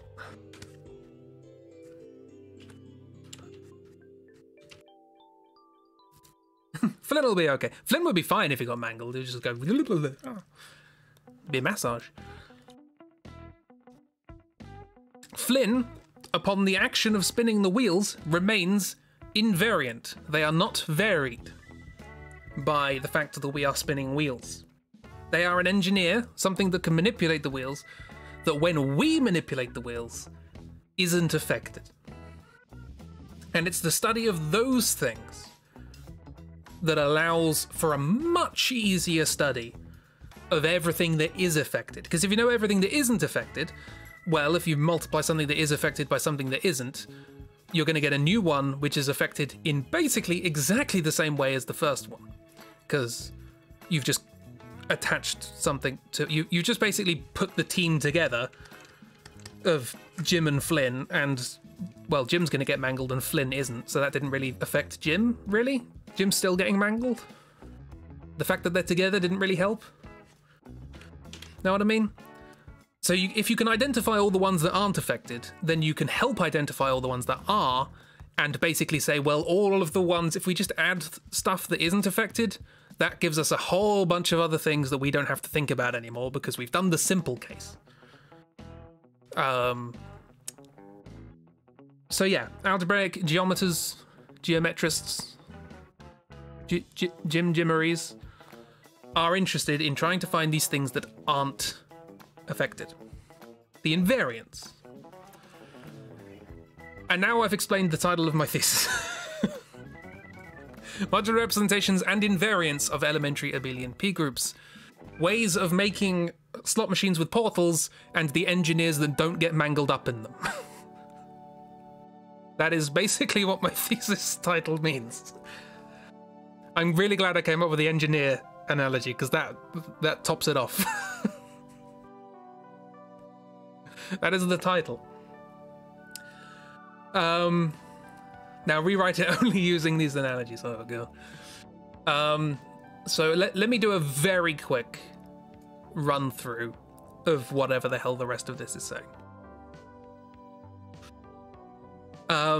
The purpose of this thesis is to develop tools to more easily classify the modular representations of elementary abelian p-groups and to better understand their invariant rings. We want to find all the slot machines and the engineers that don't get mangled in them, assuming we have portal guns. Since these groups almost always... actually, sorry, I should specify. Because obviously we're doing modular, we have access to all these weird slot machines with portal guns. So that an engineer that just isn't stupid enough to fall in the portal, that would also count. Since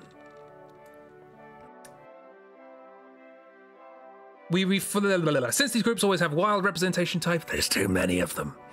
Complete classification of the indecomposables is considered impossible, and as such an alternative perspective is required. We reformulate the representation as classification from the perspective of classifying maximal abelian subgroups of unipotent groups. That's a technical thing, we don't need to care about that. Thence we express the problem as determining finitely many covering homomorphisms of the form blah, blah, blah, whose images collectively contain the images of all such representations up to equivalence. This is basically saying, instead of caring about how to make slot machines, what I'm actually going to do is I'm just going to set up a bunch of companies that can make slot machines. And so long as I can prove that all of the companies are capable together of making all of the slot machines, I don't have to care about how many there are. Right? I can make...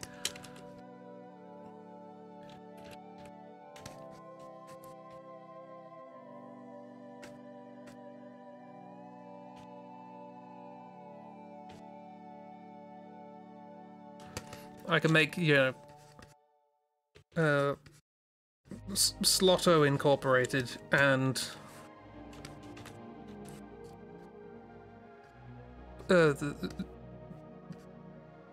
Port Ching and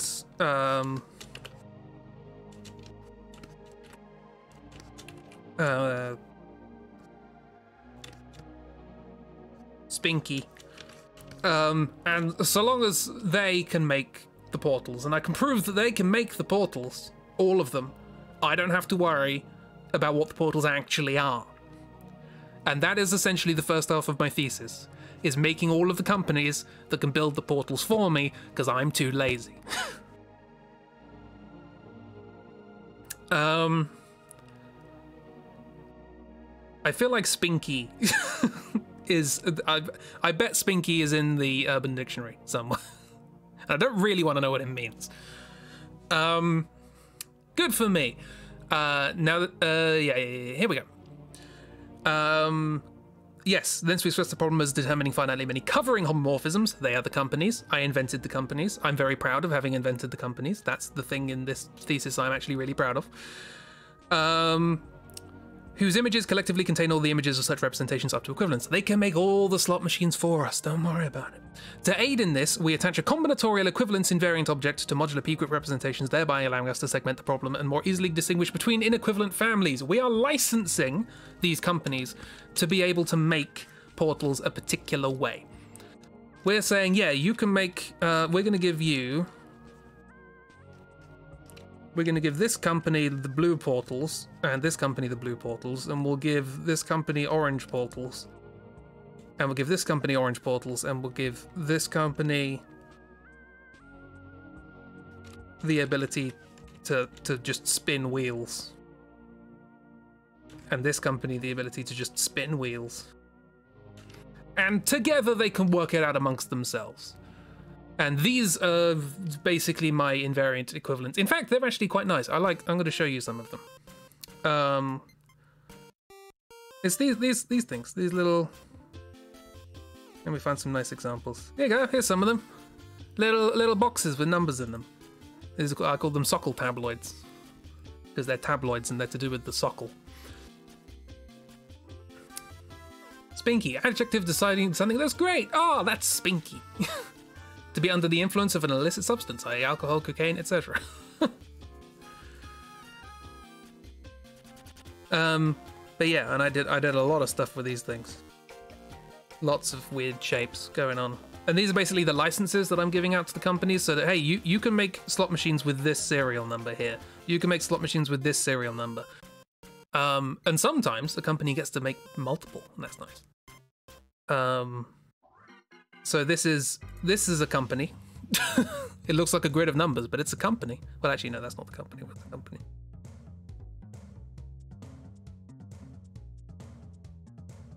Oh, that would be a company. Oh no, this entire... Sorry.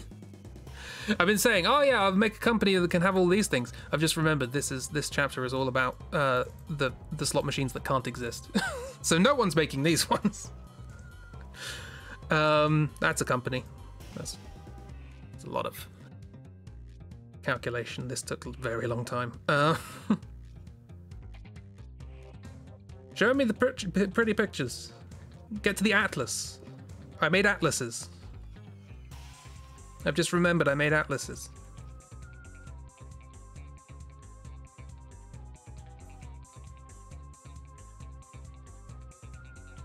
Blah blah blah, I don't care about the maths. Give me the atlases. Show me the pretty pictures. This is what I'm like when I'm reading. Atlas, here we go. For completion, we provide a table of all sockle tabloids in Dimension 4 and the covering homomorphisms associated to each. We refer to this as the Atlas of Dimension 4, if the reader forgives our blatant theft from the hands of group theorists, topologists, and prior to them, cartographers. I remember being happy with that sentence. Anyway, you got all these things, and they all connect in a nice way. This is the Atlas. And it loops, which feels pleasing for this kind of thing. And it basically means, right, can I zoom in on this? Probably not. What this means is these companies up here, it's a crispy sentence, these companies up here, so for example, these three companies, that one, and that one, they can all make slot machines that look like that. And this company, they can make both of those types of slot machines. That one can only make that kind of slot machine. So on and so forth. So all of these represent companies, but these companies down here, they don't really need to exist because all the other companies can make those slot machines. So, now, you might have noticed that I was saying things like 4-dimensional and 5-dimensional and 6-dimensional. The thing I've neglected to mention here, this is what happens in 5 dimensions. This is the atlas for 5 dimensions. It's sideways now. So these ones are all of the companies we need. And we don't need any of the ones down there. Did I draw one for 6? They're all the ones that don't exist.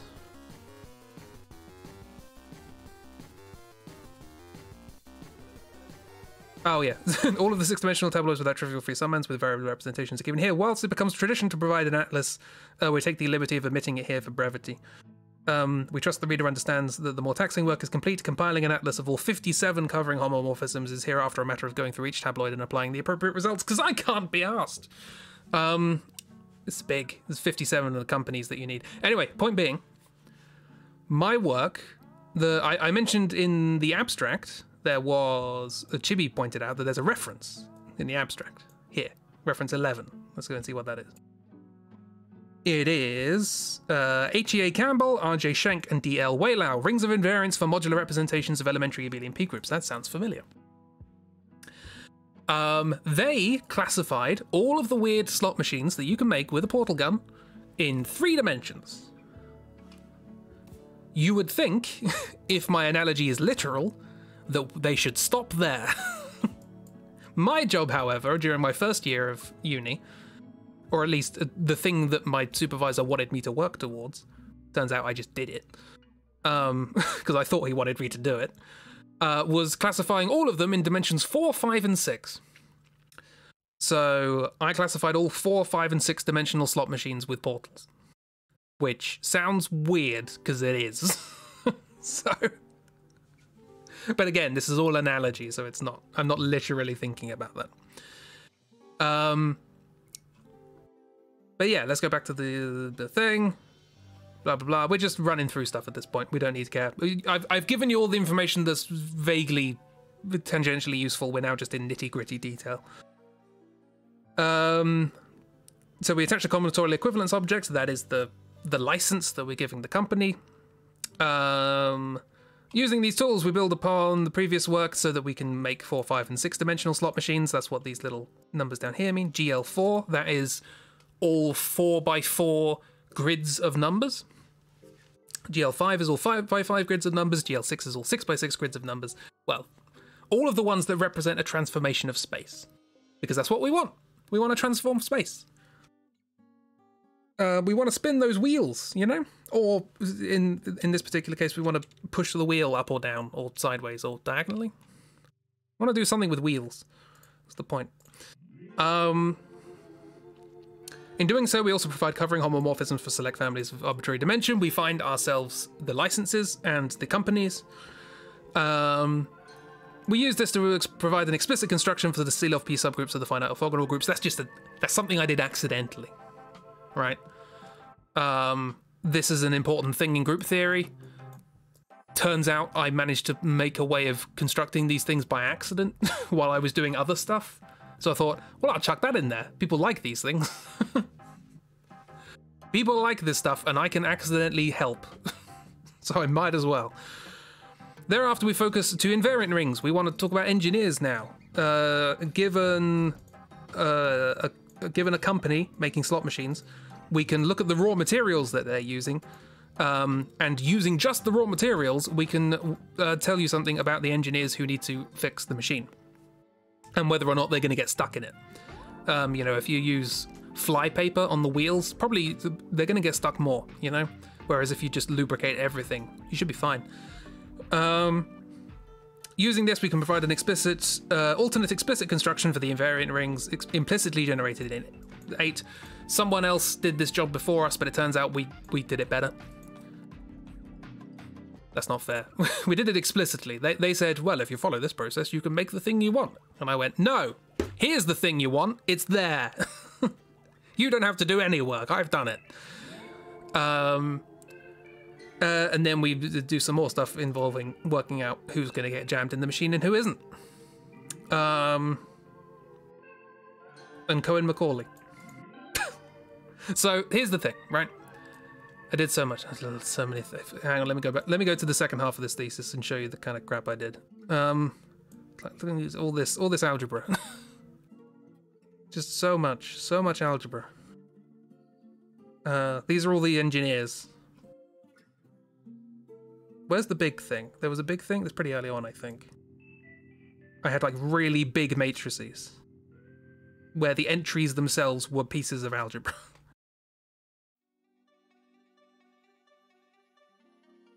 Hypersurface. Okay, we're nearby.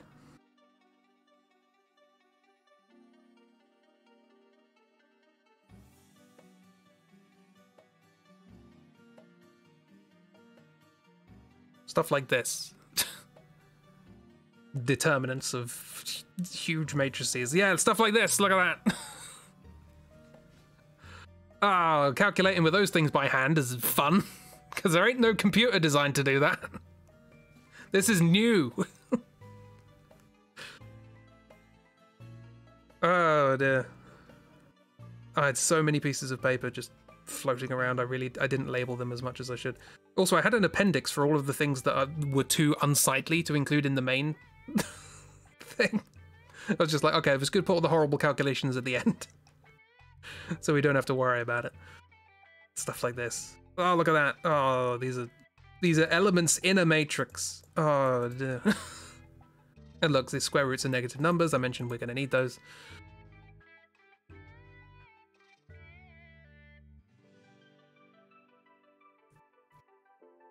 Looks insane. It's maths. All this algebra. Oh god, these calculations. Oh, this calculation took me a month. I'm not exaggerating. This one calculation took me a month. Oh dear. Again, got to do it all by hand. Anyway. That's my thesis. Slot machines, portals, engineers, slot machine manufacturers and licenses. Gambling with GLaDOS. Coming soon to Steam. It's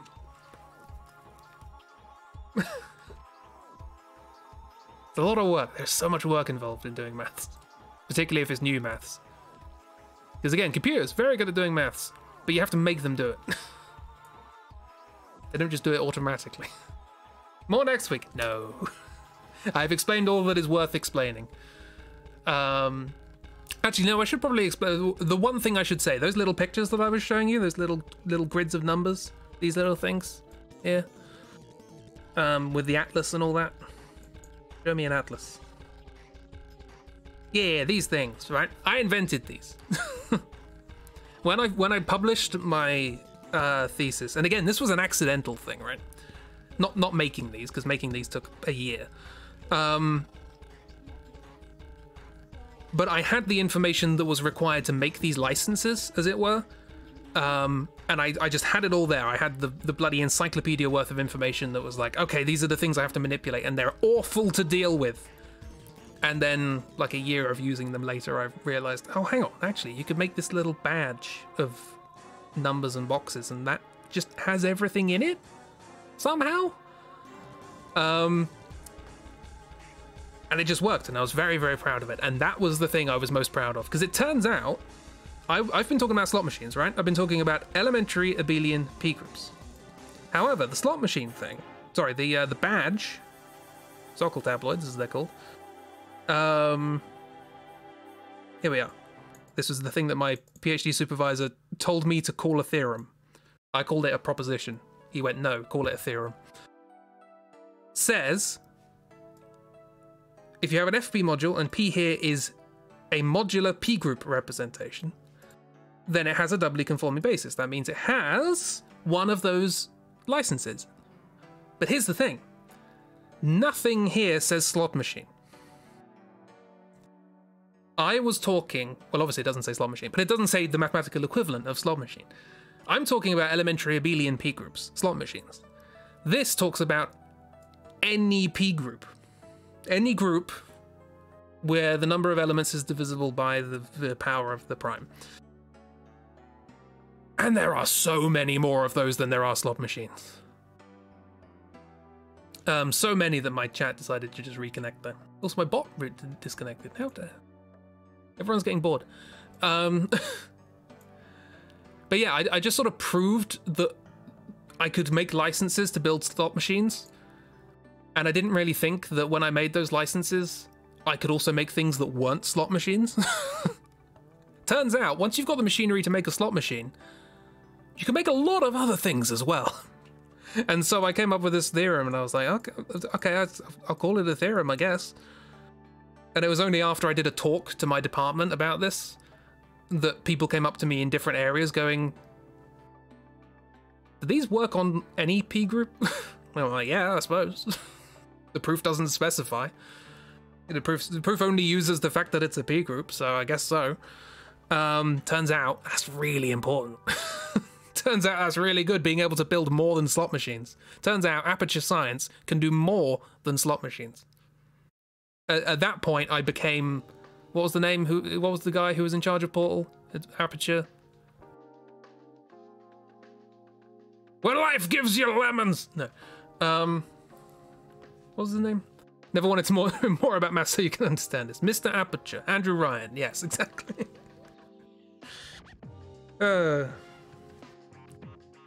Cave Johnson. That's the one. Thank you, Kira.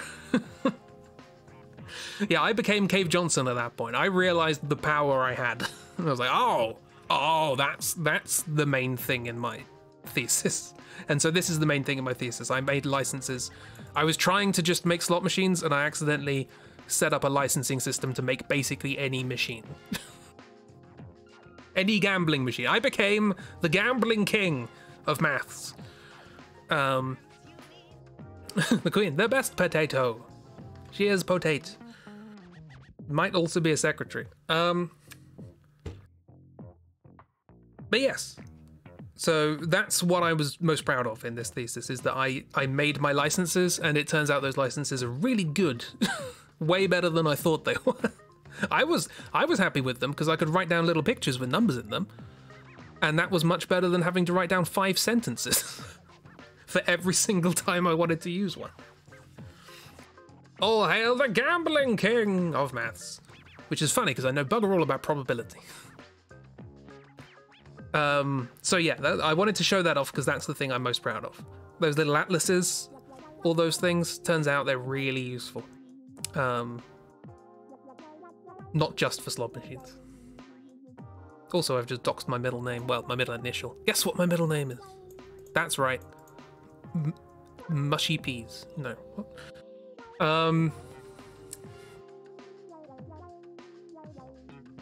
So, there we go. The lecture has ceased. Parsnips. Crispy marinated parsnips. If you marinate a parsnip, it's not very crispy anymore, it goes floppy. Crispy parsnips. Magpie. I like the shiny thing. I do get distracted by shiny things. Particularly when playing games. And by shiny thing, I mean ways of breaking the game. Well, that's the end of the lecture. Crispy munch crunch parsnips. It's hyphenated, don't forget. Well, I hope some of that made sense. I don't expect anybody to remember any of it tomorrow, but I hope at least while I was talking about it, it made a bit of sense. And hopefully that little glimpse as to all of the calculations that I did gave you some indication of how much work I put into this. Not just the calculations, honestly. It's the abstract stuff was just as complicated because the abstract stuff involved creativity. Raw calculation is time-consuming but doable. My little licensing system, that was new. That required creativity. They're the bits I like. They're the bits I like in math. Which is why I liked the first half of the thesis and not the second. Crispy parsnips. It's probably one of those words I said with variables. Mflogedebergen. Also, very smart. I was. There was part of the thing. Hang on. Part of the abstract, which said. Here we are. By way of example, we use these to provide an explicit construction for the Selov P subgroups of the finite orthogonal groups. Now, I mentioned that as like, oh, that's the thing that people were interested in, and I did it by accident, so I kept it in and talked to people and mentioned it because it's important to some people. I had a quick look at that before the stream. I have no memory of that at all.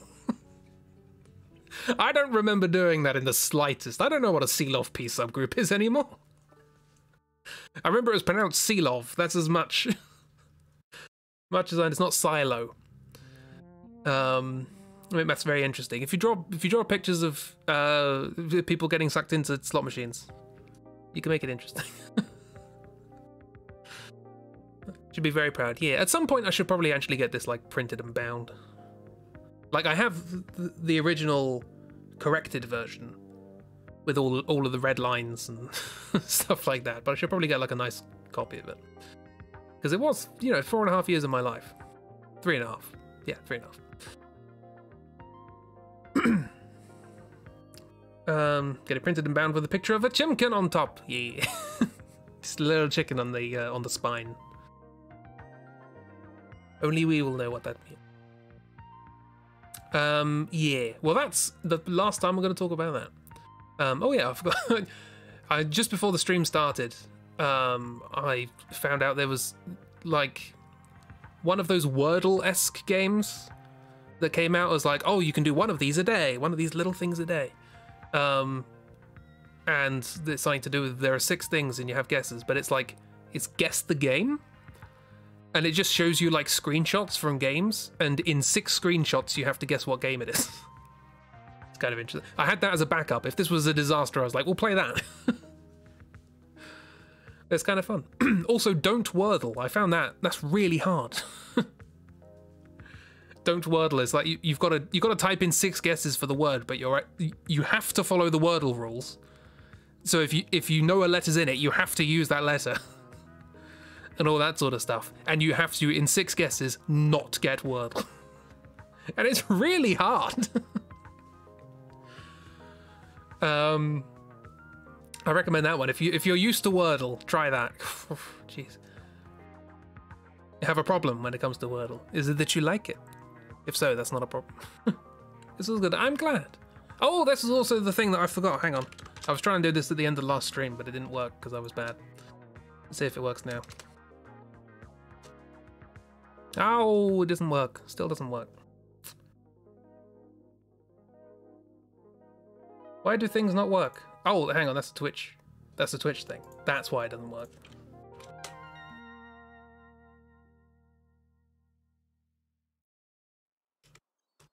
There we go. Now it works. It doesn't work on screen, but it does work in chat. Can't even do the same letters and don't work. Yeah. As soon as you know a letter's not in there, you can't use that anymore. So yeah, if you're using a better Twitch TV emote and you put W exclamation mark before it, it just goes wide.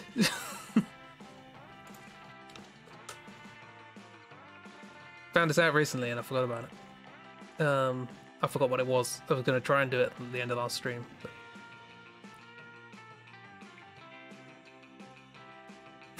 yeah, that works great for that one.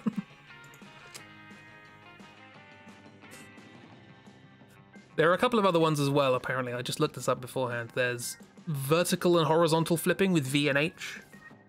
And Z, I think, makes it if you want to make sure there's no space between 2 of them.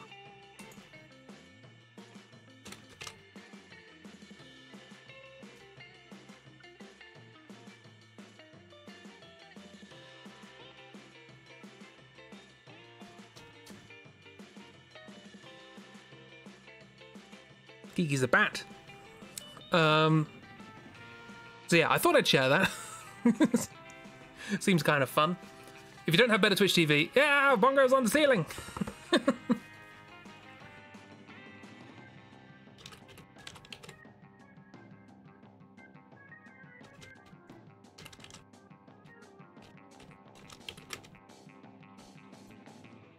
Is this gonna work? This might work. Oh, it didn't work. Why didn't it work? How dare it?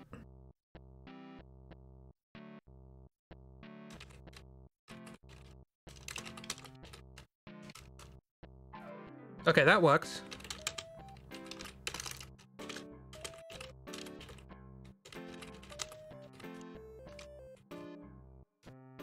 Yeah! I gotta go!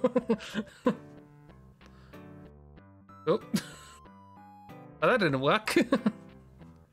That just had a bunch of space around an egg.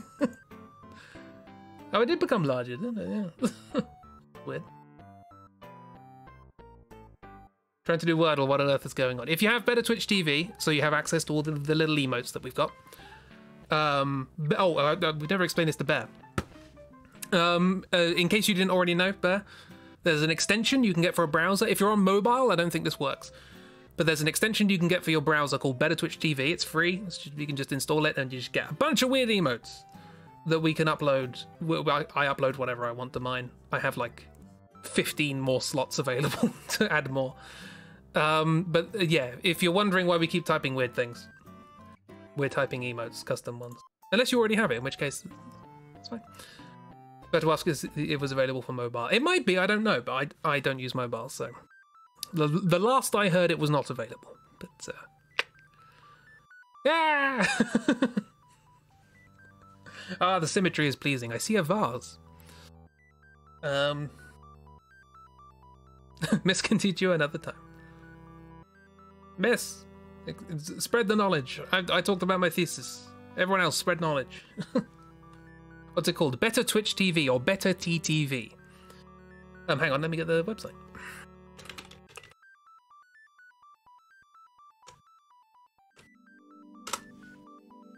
There you go. And whatever browser you use, if you're not on mobile, you can just download it, install it. Well, it's not a download; it's a extension for your browser, and it'll just automatically be there, and we can use all sorts of fun little emotes. It also improves a bunch of other things about Twitch, so you can get rid of a lot of things you don't like and neat things. But most people use it for the emotes because it's a good thing. Anyway, I'm going to stop talking now. I need a drink. Hopefully you enjoyed this. This wasn't as much of a disaster as I thought it might be. People did actually seem engaged, which I was surprised by. I will be back on the Saturday with some more turtles. It was very interesting. I'm glad it was interesting. If you ever want me to talk about other more useful maths concepts, let me know. You're on mobile, but when you're on your Cintiq, you'll try it. Nice. Cool. You feel the passion. I like maths. Maths it's just interesting to me, and it's a nice puzzle, and it's interesting to see how those puzzles get solved. I like the patterns. There's lots of patterns. And I get why other people don't like it, because it's like trying to convince somebody that the music you like is good. It's like, if they don't get it, they don't get it. But you can try. But yes, we'll be back on Saturday, hopefully with War Tales. Hopefully everyone's available. If not, something else. Tomorrow, presumably, there will be a Chibi Nethers Day as we continue through the world of the Borderlands. We just arrived at a different planet, didn't we? Yeah. What was the planet? I've still got the swamp planet in my head.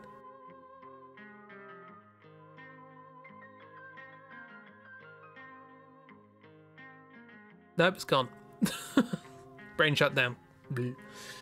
Don't think we went to a different planet? That's probably why I can't remember it then.